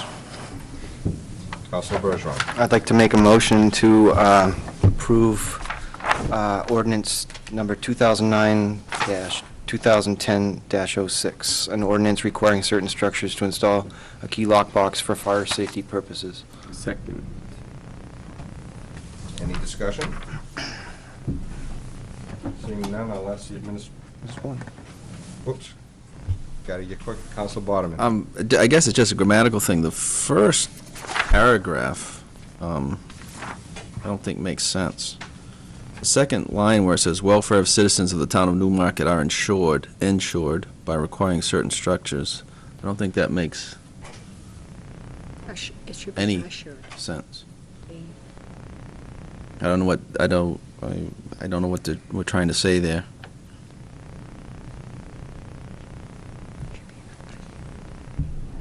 I took the language directly from what the fire chief had provided. Oh, yeah, I mean, like- I'm just Yeah, I saying, know. I'm not so sure it makes a lot of sense. Should be assured, A-S, not insured, Assured, like, I'm not so assure sure. someone that you are. A-S-S, injured. U-R-E. Assure, I assure you that it's going to be. I think you maybe just take "are insured" right out of it. I think, Say yeah, are the insured welfare by of the citizens requiring, of and the- just put in, and By just put, requiring. require. Right. Right. I'll change it as amended, my Okay, but- It's motion. amended to get rid of. It will read, whereas the Newmarket Town Council has determined that the health, safety, and welfare of the citizens of the town of Newmarket, New Hampshire require certain structures to have a key lockbox installed on the exterior of the structure, and Is everyone good with that? I changed my second to match the amendment. The amended version. Okay. Any other comments or discussion? Councilor Boderman? I have one other question. On the last paragraph F, when it talks about the fine,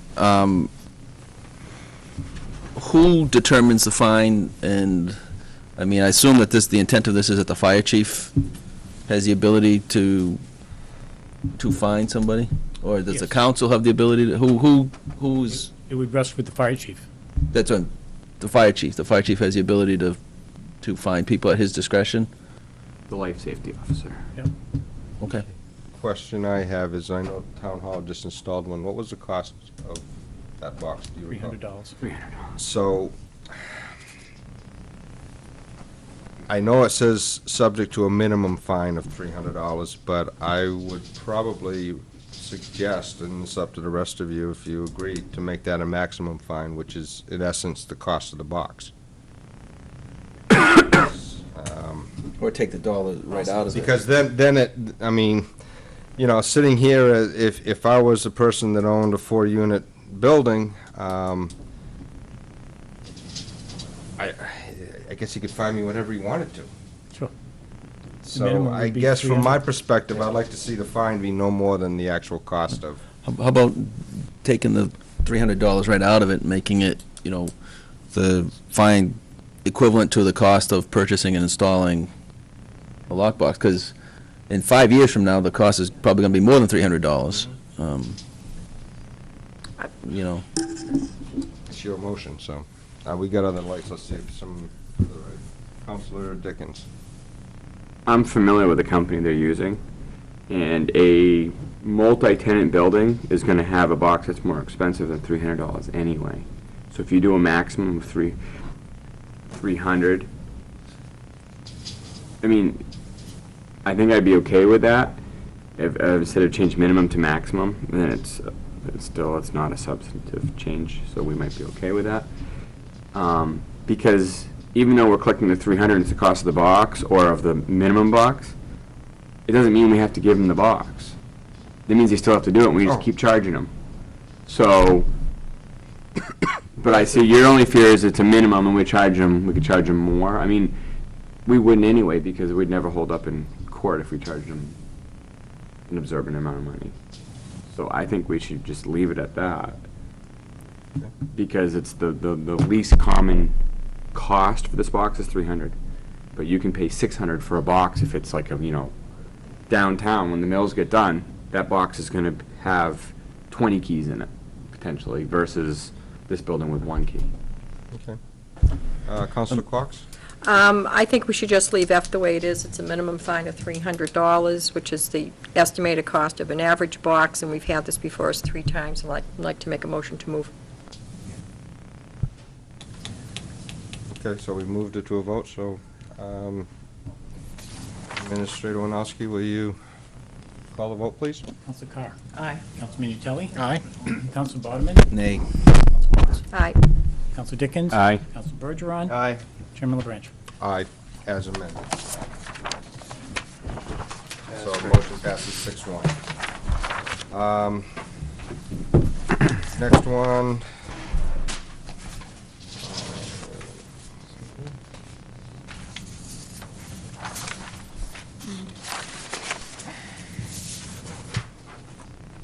Got it here, right? Yeah, okay. Town of Newmarket, New Hampshire, by the Newmarket Town Council, Ordinance 2009-2010-04, Section 11.2.7, bicycles, skateboards, and scooters. Whereas the Town Council wants to keep the town of Newmarket a safe place to live, now therefore be it resolved, the Newmarket Town Council hereby ordains the following ordinance regarding bicycle, skateboard, and scooter use within the town of Newmarket. Municipal Code, LC Article 11, Section 11.2.7, sidewalks. Subsection 11.2.7.1, definitions. As used in this section, the following terms have the meanings indicated. A, scooter, a vehicle consisting of a long footboard between 2 end wheels controlled by an upright steering handle attached to the front wheel.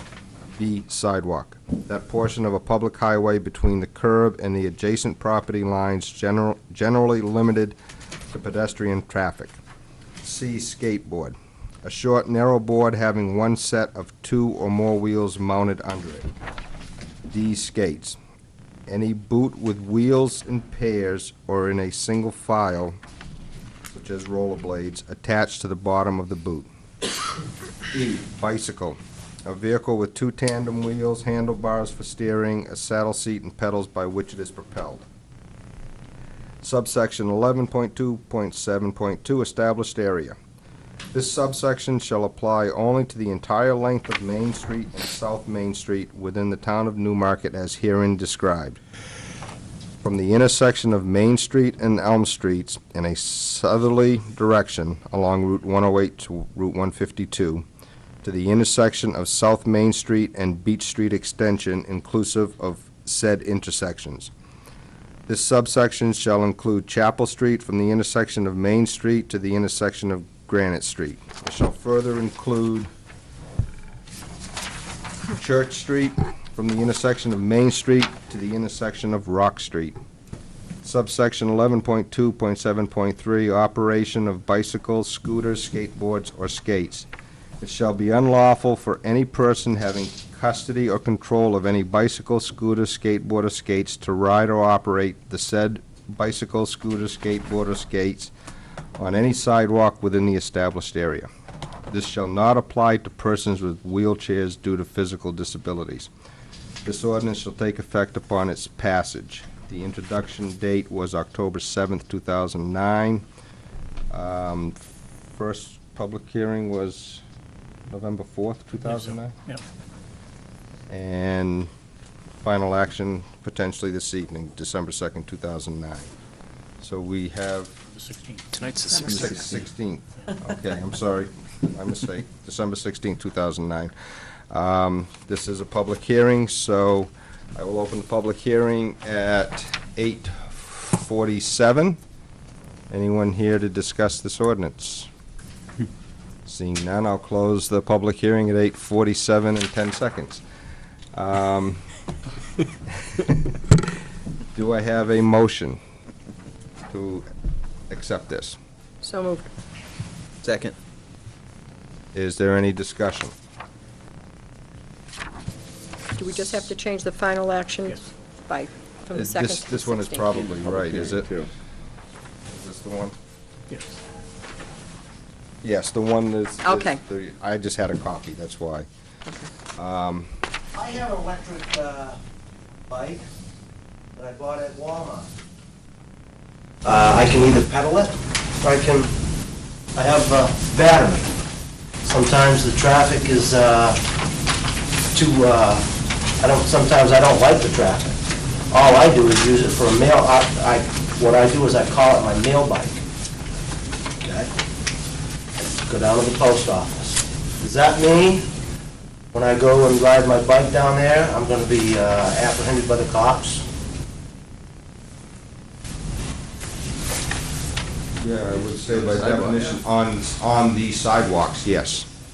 On the sidewalks? You can walk the bike up You there. can walk it on those areas. I mean, I have ridden on the, I do have respect, I don't go flying through there, I've driven it on the sidewalk before, but I don't, like I say, I don't go flying through there because I do have respect for people. See what I'm saying? Mm-hmm. I just think that it's,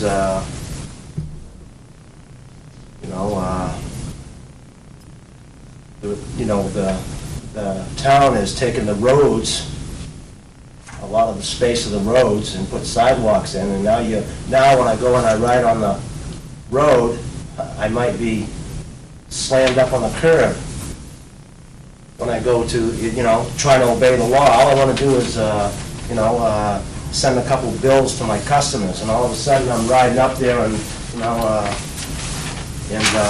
can't go on the sidewalk. So I gotta stay on the road, so I'm kind of looking like this, and all of a sudden, boom, somebody slams me into the curb. Is that fair? Well, it's not that you cannot go on the sidewalk, it's that you can't ride the bicycle on the sidewalk. But you can certainly walk alongside it if you happen to be down there with it. That's not, something that we're going to have the police stop you for, obviously. I try to stay on the road, but sometimes I did end up on the curb, It's the only place you can go. In some spots, especially up by where the on Route 108, where you're approaching the top of the hill. Okay, you've got, you can stay on the road, and all of a sudden the road narrows down in, And it narrows in the sidewalk, and you're right there on that white line. And you have to go on the sidewalk just to get up just past the Legion. If you don't, you're gonna get hit, being on the road. You know? Just a safety thing, you know? Just figured I'd bring it to your attention, Thank you. you know? Safety's no accident, you know? Okay, Mr. Malowski, I'll ask you for the vote, please. Council Carr? Aye. Council Minipelli? Aye. Council Biden? Aye. Council Fox? Aye. Council Dickens? Nay. Council Bergeron? Nay. Chairman LaBranch? Aye. Motion carries 5-2. Okay, number 3, which I don't think should take a whole lot of time. Update on costs associated with delivery of recyclable materials to Concord Solid Waste Cooperative. Who's going to address that? So we'll defer To later or the next meeting? next meeting. Okay. Number 5, review of revised Riverwalk resolution. And basically, I just want the councilors to take a look at this evening and be prepared that on the 6th, when we have our meeting, that we will be voting on this. So if there, I believe that did you not take the counselor out? One counselor out? Yes, I did. You did. Yep, took the counselor out, and I removed that section of the rules that talked about the appointments, you know, somebody will be appointed for 3 years and Okay. 2 persons, because the committee is already established. So what happened here was removed the counselor position, the staff members, and minor thing, changed in item 2 in the goals, garden-like appearance, and extended based upon the discussion the council had, an August 31st completion date. My apologies, I was actually looking at my wrong copy, so. Counselor Quox. We're going to have 7 members, not 6. We usually never have even numbers for committees. It's usually odds. This is the membership that was already established. Already established, the 6. Well, there's actually only 4. There's 2 alternate members, right? So there's really only 4 But it's usually an odd number. members, right? Voting purposes, Right. just an advisory. Actually, yeah, because they're only Yeah. bringing stuff to us, right? They can't make any Right. actions on their own. Like, everything they do has to be approved by us. I don't think you need the odd number for that reason. Everything, right? Like, their whole plans have to be? The membership in the past was 4 members at large, 2 alternates, 1 counselor. Which was an odd 7. number, right? So we had 7. Right. Were they all voting members? 5 were? Staff wasn't. We probably should try to make it So just make Want to it, just make it 5 members? 5 members at members at large, large. just to make sure that they don't have a stalemate on something. Yeah. Five members at large, 1 alternate? Yep. Does that work for everybody? And 2 alternates, 2 alternates is fine. 5 and 2. For Okay. 7. And then the committee shall meet monthly to develop an initial plan which shall be presented to the council at the February 2010 workshop. Is that kind of cutting it close? December, January, February, I mean, that's, to put these dates in here and stuff like this, it's, you know, are you given a timeline for the Energy Committee to come up with an audit for the town hall, or for things, I mean, you're not doing that to any other committee except this one. And it's, Can we, No. I say we change it to April. Does anyone have an issue with changing that February to April? I don't know why we even have any date there at all. I mean, it's a process. It's in the TIF area. They have to see what they're going to get for funding, what they can get for matching grants. To put any date on it, like I said, there's no dates on any other committee in town except for this one. All types of restrictions as to hard packed and what the design should be and everything else. And I mean, you know my opinion of it. I think it's just a personal vendetta is how I feel, because this is just being, it's one of the best committees in town. They meet, they have a quorum, they have highly, highly qualified people, and you do what you want with it. Councilor Bodeman. Aren't we waiting to hear back from Yeah, January 6th. the town planner on, I believe she's scheduled or has met with She has scheduled an appointment with the Rivermore Landing people? Will So- that be before the 6th? Yes, I believe it's next week. So that has been established. It'll be before the 6th, and That's a valuable piece of information to know, whether Rivermore Landing is interested in talking or not. okay, we do have a motion. No, we don't have any more, no. No. We're discussing, we did change the membership from 4 to 5 members at large. Do we want to change the initial plan from February to April? Or do we want to leave it there, or do we want to take that whole thing out? You know, bottom line is, it's got a completion date of August 31st.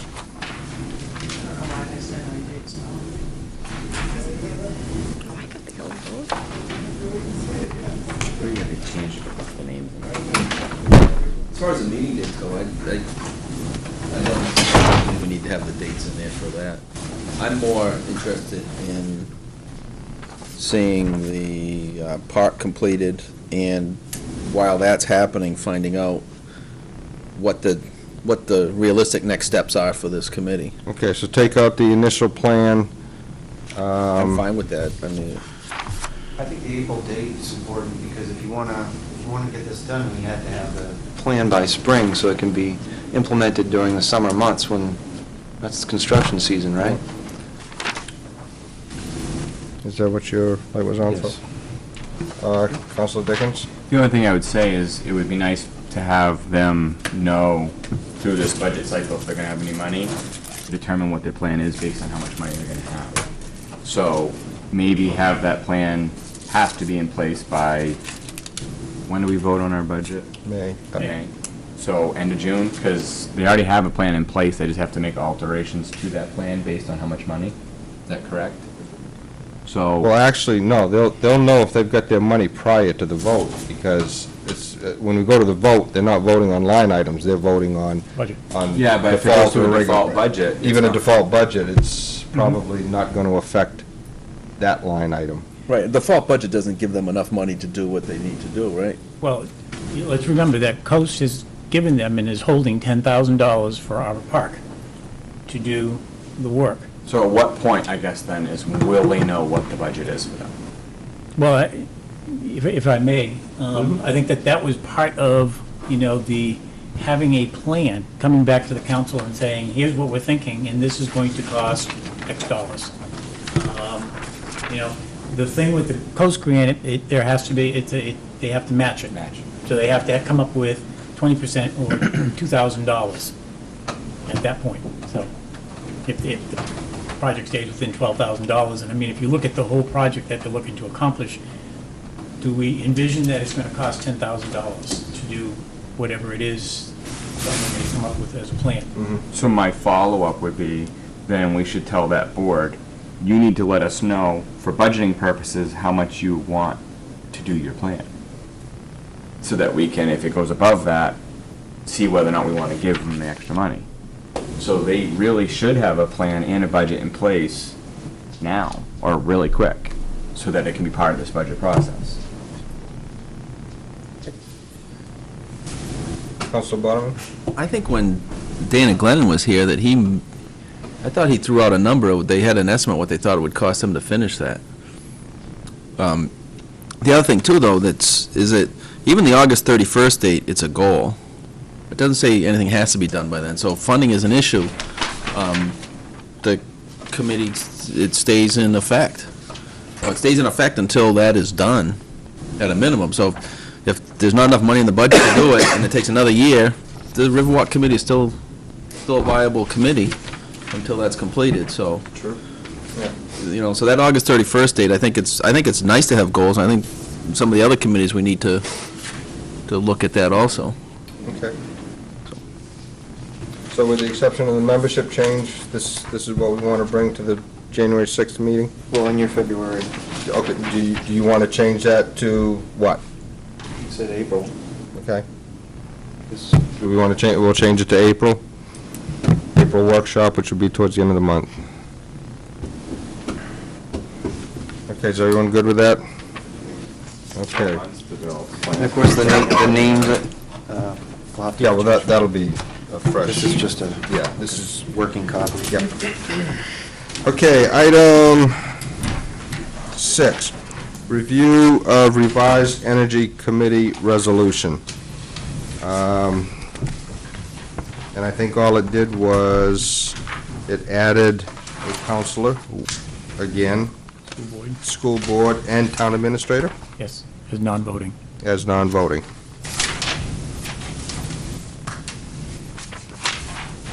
So, does anyone want to see any changes with this? It's pretty much the same resolution that was originally there, it's just changing the membership a little bit. So is everyone good with this for the business meeting to pass? Any questions, comments? Okay. Seeing no lights. Number 7, review draft guidelines for adopt a street and adopt a spot.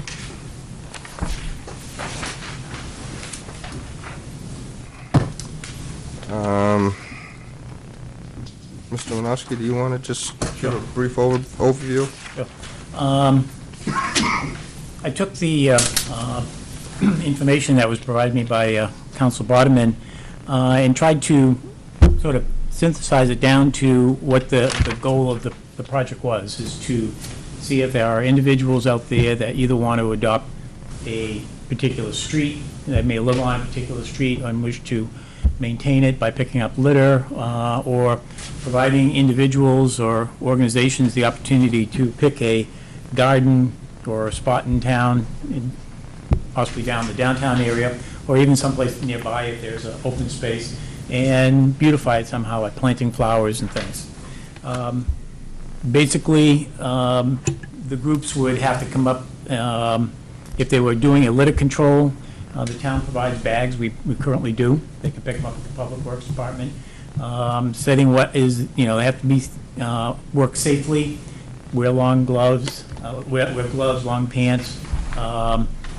Basically tells them to stay away from lifting heavy things or something that may seem hazardous.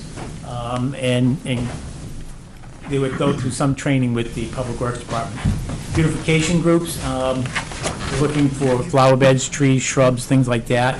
The question that I left open is who would approve those types of plans? And I imagine that it would probably come back to the council, but there's a guidance there. Vegetation management, I put that in there. It was part of what was in the policy that I received. But basically, it deals with maybe people who are interested in doing, like the Girl Scouts or Boy Scouts, who wish to engage and say, we're willing to go out there and do some weeding, or maybe on some of the town's conservation lands, go out there and maintain a trail. So that's basically what it was all about. Beyond that, I just put what are safety guidelines that we would be asking people to adhere to, and then just a application form for people to fill out as to the organization or a group, a particular street, and then what they plan to do. So I tried to keep it simple. Look for some feedback. Councilor Fox? Has the garden club been notified of this information? Because I know they've been doing several gardens in town for several years. Have they been notified of this through an email or anything as a courtesy? No, I haven't notified. This was a result of a gentleman, Mr. Connor, believe down in the New Village area, who, his family would go out, Right. would get bags and doing that, and sort of, we have also had some discussions, a couple of councils I've had discussions with about this type of a program, so it was just putting it together. It wouldn't impinge upon anything at the garden club, because there are certain areas that they do and take care of really well. Down at Rockingham Junction, across the street from the town hall. Great job. And over by the, across from the mill, so. So we're not looking to We're not take any looking of to those to have areas. those areas taken care of, but, you know, there's been some talk about removing the bricks in front of the post office and making one large garden there. So maybe there's an organization, maybe there's a landscaping company. We also talked about recognizing these groups or individuals by putting up some kind of a sign, so the town would come up with a design that would say, you know, garden maintained by, or, you know, designed by. So there won't So be it'd be recognition to it. other groups going after the gardens that the garden club has been maintaining for the Yeah, last several we're years? not looking, Okay. those areas are already taken care of. Okay, and but done well. I just think it would be nice just to let them know what's going on, so Sure. they can discuss it at their meetings. If you could email, I don't know who's the chair right now, but just to drop them an email, just to let them know it's up Yeah, for just- discussion. Just say that we're not Yep. looking to do any of the Exactly, areas that 'cause they... it might And be maybe even get a misinterpreted. list from them as to exactly which ones they do. We can do that. Yeah, Um, and they might even have a little meeting with some of these new groups to give them some ideas and what to do and That'd be how to do super. it, yeah. Councilor Boderman.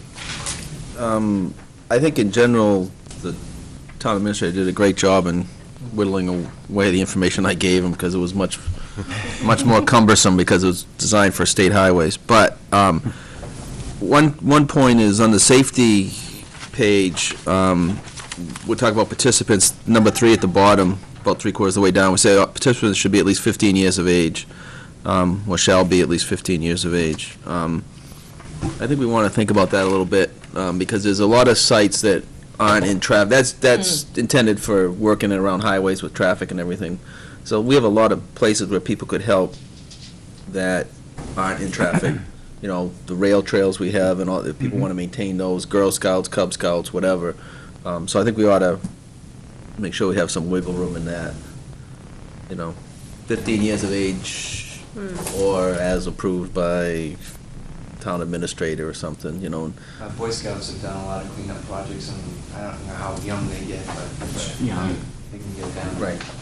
You certainly don't want them picking up, Once they have adequate right, supervision. supervision. Right, and it does state that they need to be accompanied by an adult at all times on that 15. Right, oh, absolutely, yeah, absolutely. Age. Or get rid of "and" and say "or."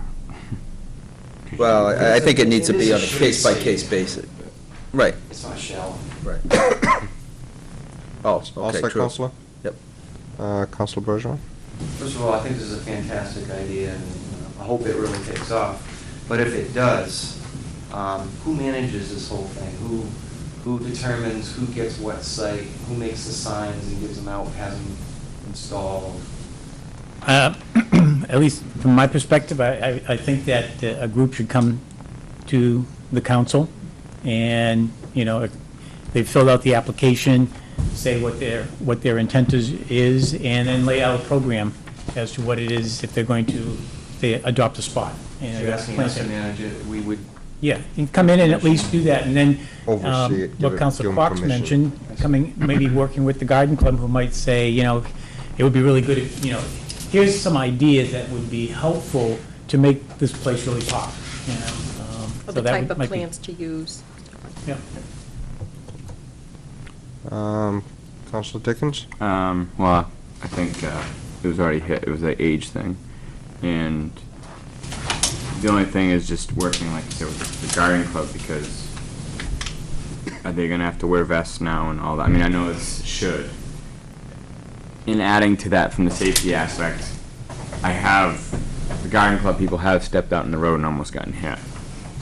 So at some point, we have to be a little bit more. I mean, it shows here to be worried about it, but maybe getting some barricades up.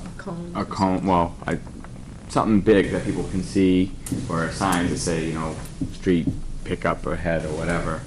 I might be added to this just because, especially at this intersection out here, I've seen them almost getting hit more than once. They're working there because you're bending over for 15 minutes and you step back a little woozy, and So that's the only thing. I just don't want to see anybody get hurt. I was just gonna, what I was gonna say when we were talking about the age is, if you do a pickup for the state of New Hampshire, having done some with the Rotary clubs, you pick up a sign package, and it says litter crew ahead. So what we might do is get a couple of packages that say that, gardeners ahead, caution. I think that goes a long ways. It protects the town from liability, that we're just not putting people out there, but when they come in and pick up the bags, they pick up a small sign package. They set it up at both ends, and then they do their work, and they should have vests, and we should provide that. I mean, it's inexpensive. Yeah. And goes a Then they long can ways for return it to safety. the DPW building when they're done. With their bag of trash. Yeah. Councilor Barman? One thing that Councilor Bergeron touched on was the sign. Typically, how these programs work is that the people that do the work, if they want to be recognized with a sign at that location, they're responsible for paying for whatever sign is, if they want to put a sign up. So I think we would need to think about guidelines for the signs, how big a sign are we going to allow? What type of material is it going to be out of? Yeah, we talked about it, and it's easy enough for us to have New England Barricade do something. Right, that- okay. So it looked, and there's a consistency. No, right, that's, Everybody's right, doing one something vendor. different. One, Right. right, and that's what I was looking at with the signs that Yep. were provided in the package. In the we package, had. yep. Said, the sign shall look like this. And it's easy enough for us to go over there and put, guide and maintain by, and leave it blank, and it's, Right. the LaBranch family. Right, okay, that's fine. Would not be a bad idea to get those signs made up for the gardeners. Yep. That would be really good, because That's the first step, it's never right been there. recognized. Yeah. Councilor Quox? And you also have to keep in mind with the signs that we do have a sign ordinance in town, and we'd have to run it by that ordinance to see what's legal in those areas.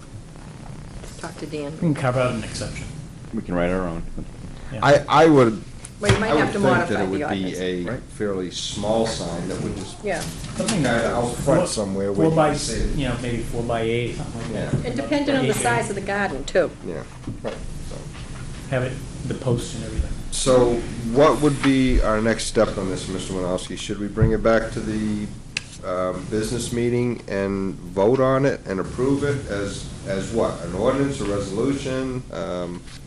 I would suggest as a resolution. As a resolution. Makes it quicker. Formally adopting it as an ordinance would be a little bit too much. Cumbersome. Okay. All right, so if we could get it, let's see if we can get this for the January business meeting. Try to, I know if we can get it before we get the packets for the meeting, just to Yep. give the councils a chance to maybe, I'm gonna do it tomorrow and okay. shoot it out. And then we'll see if we can get this thing flying by January 6th. Council good with that? Okay. Moving right along, I'll ask the council, do you want a break or do you want to try to get this done? Get it done? Okay. Council to discuss transfer on Little Lane to Conservation Commission, transfer of land. I agree.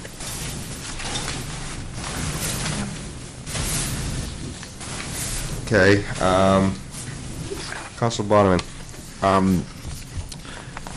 Based on the analysis that was done by West Environmental, I think we ought to just make arrangements to give it to the Conservation Commission, if they're willing to take it. I don't think I don't think it's good for anything else. Come back as a resolution, or? I think it'd be appropriate, Okay. because it is town land that we had obtained by the tax deed and things, so we might as well formally, the council formally. Let's see if we transfer can it get to- that done January 6th. Councilor Dickens? When we transfer land to them, how do we determine what the exact uses are? Because I know we've had conversations as with conservation land, this is a dog with leash park, without leash. No hunting, no, Yeah. Should we keep just current restrictions on it? I mean, because those are things that people in the town are going to want to know. I mean, we shouldn't make additional restrictions on land that we already own. Wouldn't that be up to the Conservation Commission? really? Yeah, usually the Conservation Commission, if, like when Alan Snyder was on it, they go out, they'll review what Mark West stated, and look at EPA rules and regs and determine themselves what should and should not be used on that piece of property. So that's something the Conservation Commission would set the guidelines, like a little mini management program for that piece of property. Where would you find that? That'd be my question. If somebody was or wanted to know whether they could take their dog out there, is it part of the resolution of transfer? That's what I'm trying to understand is how it was done in the past. You know, like the Loisel property, I think you can have a dog off leash. Yeah. Piece of land has its own specific Okay. land use, But covenants. they dropped your own restrictions. Yeah, depending on the land. Depending on the values of the property that has to be protected. So whatever you feel you have to do to protect the high values of that property is what the conservation. Also, who has will helped us obtain it, sometimes they have specific requirements that we have to add. So, I mean, you could always have it turned over by resolution to the Conservation Commission, and then ask them to come back and publicly state a little more detailed as to what the restrictions would be. Okay. Okay. Counselor Quox, is that why your light was on? Yes. Counselor Bodeman? Yeah, I was just going to say, we just give it to the Conservation Commission, let them have their public hearings and determine Exactly. Yeah. what they think the best use is. All right, let's bring it back. I'm going to ask the administrator, because I know we're going to be getting into budget season. Really, yeah, these things that we're discussing this evening that we're not voting on, that we probably should be voting on in January, let's get them done, okay? So we're ready to bring that back January 6th. One quick question, Mr. Sure. Chair. Is there aren't any restrictions on that as to us turning it over to conservation because it was, No, it was just taken by tax. because it was title. taken by tax Correct. lien? There's no restrictions No, on what we can do with it? So Okay. just vacant land at this point. Okay. Number 9, Town Council to consider nominations, appointments, elections, and resignations. And do we have any? I thought we had a bill on Cherry. Yeah. Oh, yes, Bill that Boyd. copy that you gave. You're the one that initiated this, so why don't you? Correct. I had sent Bill Arcieri, Oh, okay, that's. Jerry. yeah, Arcieri, an email with some information relative to seeing if he'd be willing to serve on the, what is known as the Southeast Water Alliance, Southeast Watershed Alliance, as the town's representative. It was enacted by recent legislation in the, by the House and Senate at the State House, and he has agreed to do this. They had a organizational meeting on Monday. He wasn't able to attend that, but he's very interested in serving on this. So, Councilor Bodeman? Can I make a motion, we appoint William Arcieri to the Southeast Watershed Alliance as Newmarket's representative? Second. Okay, any discussion? Seeing none, I'll ask Mr. Winowski to call the vote, please. Council Carr. Aye. Council Minutелli. Aye. Council Bodeman. Aye. Council Quox. Aye. Council Dickens. Aye.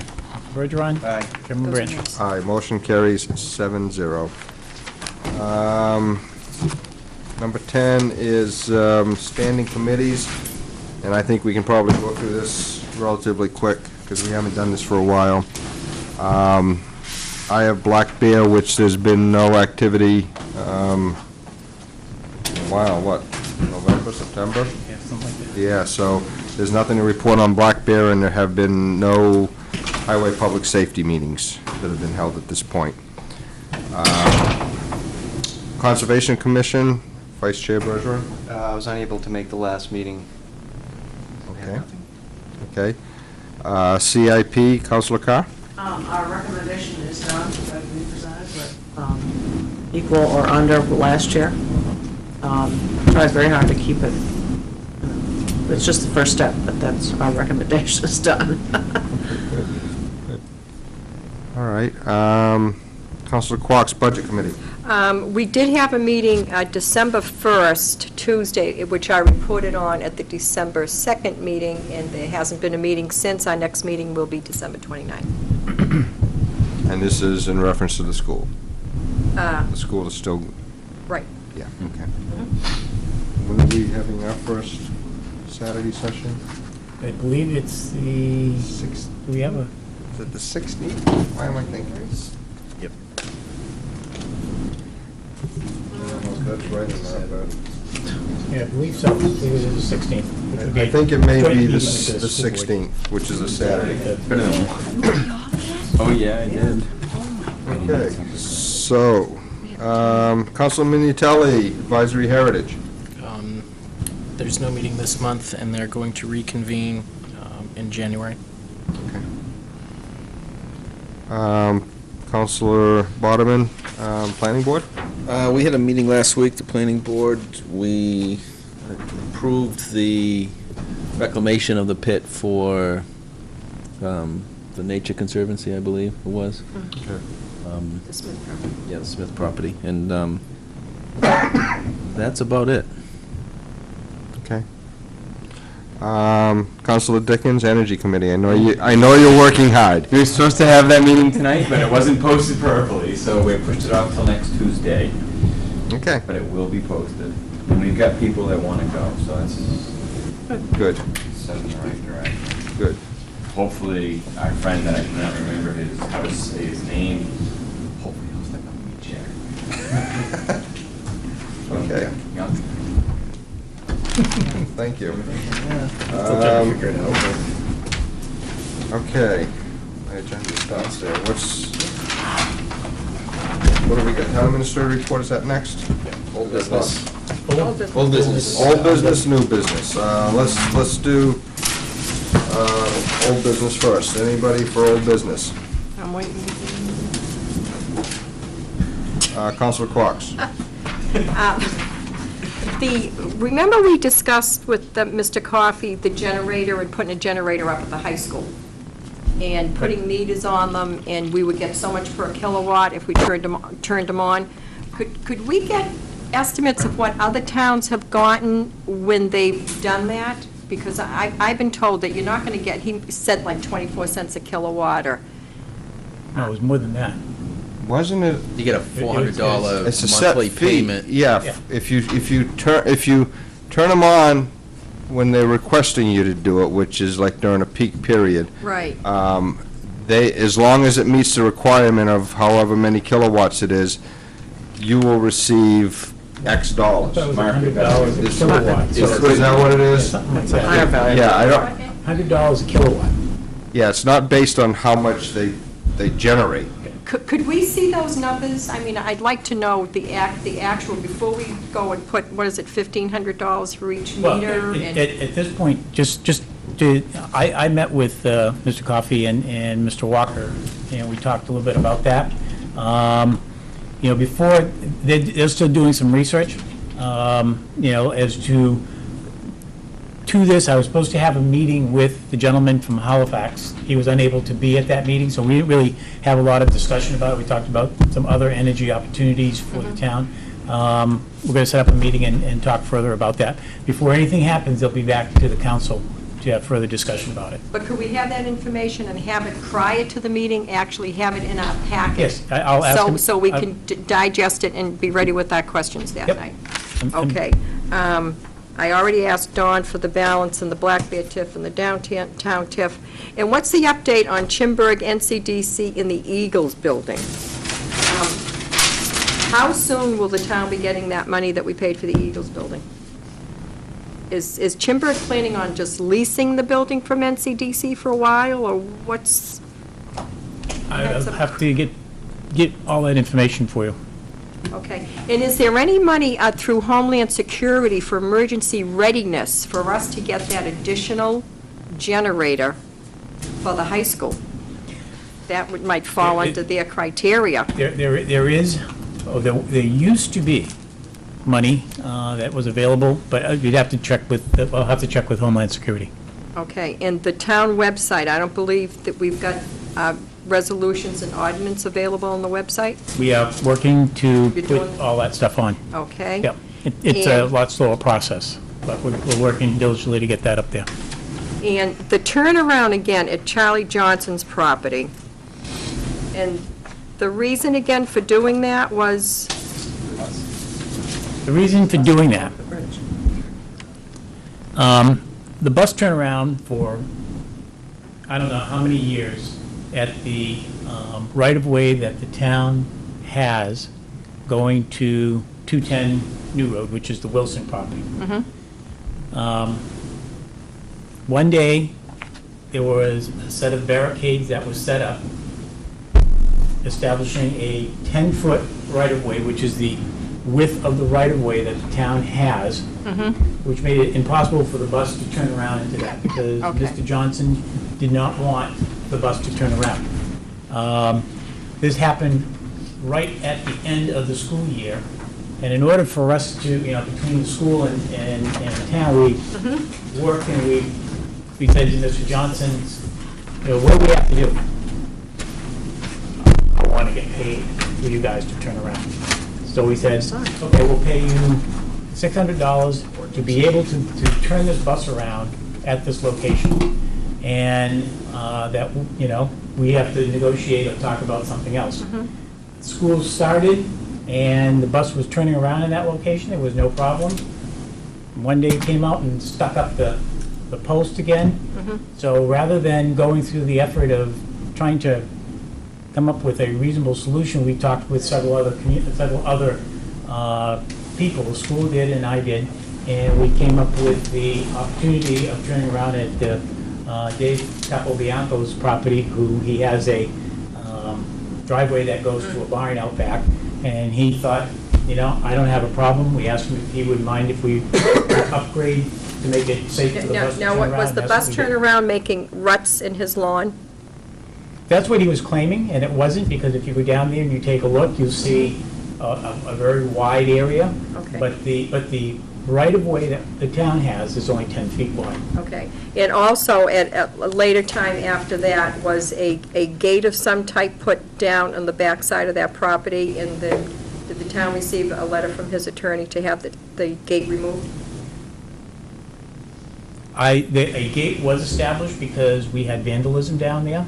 At the time, Mr. Johnson's wife was alive. She was the owner of the property. She allowed the town to put the gate up, so it was on their property. Again, Mrs. Johnson passed away. Mr. Johnson no longer wished to have the gate set up the way it was. And so Mr. Malasky took the gate, moved it down so it was on town property, and reestablished it. Still on, it's on the Wilson property now. So you drive in a little ways, and you come up to the gate, where before it was much closer to the roadway. Okay. But that was done at Mr. Johnson's request. And also, Black Bear TIF, wasn't there a resolution last year or so to dissolve Black Bear TIF if within a certain, a one-year period, that if nothing was done, that it would be dissolved?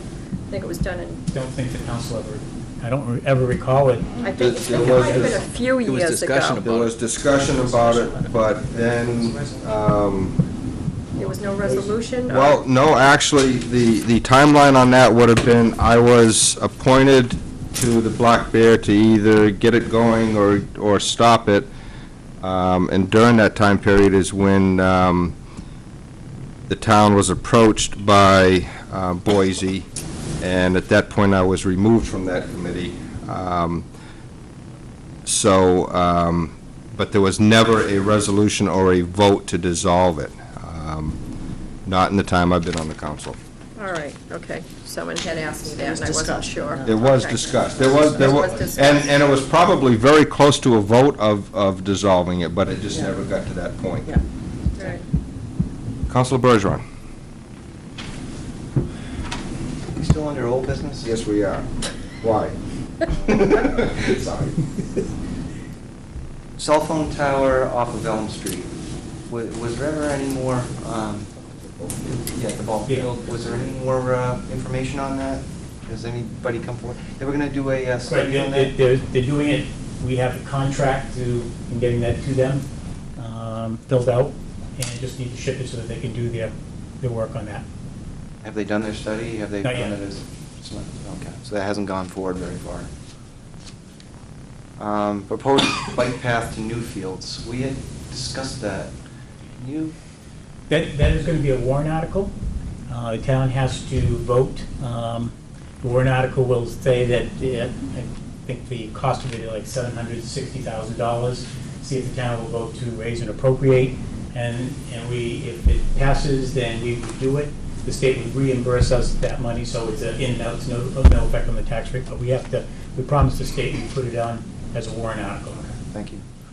And one last thing, I think I discussed it with you previously. Bus stops in town. I've put in 2 calls to Rad Nichols, the director, and I get his voicemail and he calls me, and so we're still working on that one. See if we can get some if they still have bus shelters, and if they do, then we can get some. Okay, thank you. Any other old business? Any new business? Council Barman?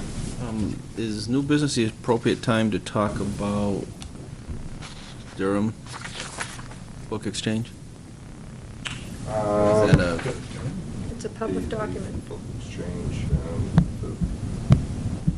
Oh, you mean the suit that we that Yes, came? suit, I'm sorry. That can be brought up, yes. Okay.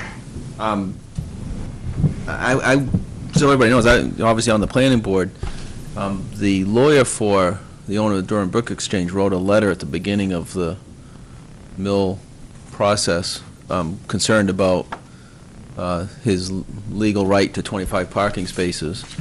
And I confirmed with Diane today that my remembrances were somewhat accurate, that we don't believe that he has any basis for saying that. He did have an agreement with the town, but as far as anybody knows in the town, that agreement expired.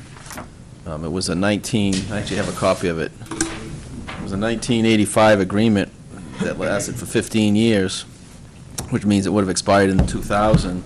It could be renewed at the option of the ownership entity of the Fish and Game property and the Newmarket Board of Selectmen. So I think Diane did the research. I don't think the town council ever approved an extension to this. So I guess what I'm saying is I don't think he has much of a case. The other thing is that he's filed an appeal of the planning board decision, which technically he can't file at this point. I think his case will get thrown out. You cannot file an appeal to a conditional approval. That the courts in the state of New Hampshire have been pretty consistent with that a conditional approval from a planning board basically means nothing until you have your final approval. Till all those conditions are met, that he can't appeal it. So I think that he may lose on 2 grounds on that case. If I may, at this point, the service that we have is that we need to transfer to the court the certified record, and the court will review it and make a determination. His request is that it be remanded back to the planning board, and if the court feels that that's a course of action, then that will happen. I know that Diane Hardy is working with Rob Upton on this, and we have to have a filing in fairly soon, so she's pulling together the record at this point. So. One other thing? Just a general comment on the packages we get. Could we try to limit the surprises at the meeting and get information, as much information ahead of time? I know oftentimes you're putting together the packages, trying to gather various information, but, it seems like we have a lot of cases where we get information the night of the meeting or 2 days before. And, the sooner we get it, the better. That's just a general statement, so. Maybe I could help that along a little bit, and if you'll remind me, when we start the meeting, I'll say, councilors, are there any agenda items that you'd rather not discuss this evening for lack of information? I mean, I don't have a problem doing that, just reminding myself. Well, I don't think we can discuss them. It's just, sometimes you just don't have enough information to make a decision, I think. Right, and I mean, I have no problem deferring a vote on something, but it's a good point. As much information as possible is always good. Anyone else for new business? I do have one thing, and Mr. Winowski, if you could maybe check with DPW head Rick Mulaski. There's some kind of a serious problem going on in front of the Willie Hotel with ice buildup. on the sidewalk. Okay. It was pretty severe. There were a lot of people that were actually going in the road to get around where that new section where the tabletop is. Is it It's- to the right? It's coming down from the back entrance to the hotel. Yeah. We had a rainstorm recently, and I had mentioned to Julie Glover, because we had met downtown for some reason, and I said, and I also saw Rick, I said, there is just a significant amount of water coming from the back area, and if you go up there and you stand there and you try to determine where it's coming from, you can't. I mean, it's just, I understand it's pavement, and it doesn't seep through the pavement to some extent, but I don't there is, remember- and I will have Rick I don't check that. remember that ever being that way in the past, No, so I think it's. I don't know if there's something new going on up above or what. Yep. Councilor Quack. Did we remove a catch basin down there in the new design? You know, I'd have to have Mr. Malasky look at it and Julie and see. I don't think so. I think that if we did anything, it's. Yeah, would be to improve. You know, we did a lot of work relative to drainage from individual residences and businesses, so it wasn't going into the sewer system like it was in the past, and I don't know whether, it's just I would one of hate to those think things. that it's because we have a little more impervious surface down there than what we had in the past. Because that is something, because that was a grass area at one Yep. point, so, but. And what if- was the Yeah, that's true. story with when I came in the office that rainstorm day, that big backup near Morelli's? Oh, Is that I called Rick right off the bat and I asked him to get the crew down there to check it out and see if there Right was off block. a need to open up that catch basin that's right there. Yeah. Okay, but yeah, if you can just check that out, because it's gonna, for the wintertime, it's gonna be a hazard. Yep, absolutely. Okay, so takes care of that agenda item. Town administrator report. I'll be fairly quick. We had a meeting, Representative Dennis Abbott, Julie Glover, Rick Malasky, and I with Glenn Normando, who's the director of Fish and Game, and Rich Cook to discuss the boat ramp. Unfortunately, that day that we were down there was the day after a major rainstorm and an astronomical high tide, so we were unable to stand there and look at it. But what we did agree upon was that the Fish and Game would get to the town the cost to put in the second half of the boat ramp, what that cost would be, and the town would consider funding it. And so therefore, we would have the two ramps going down with the center float, and that we would develop the 4 boat ramps, the 4 boat trailer parking spaces over on the Lamprey Bay Road lot, and still have potentially sufficient spaces over there for other cars to park.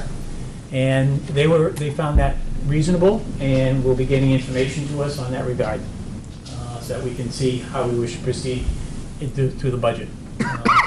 In addition, I spoke with them, with Normando and Cook, about the property that Fish and Game owns up on Young's Lane, to see if there's a possibility of the town putting in a doggy park up there.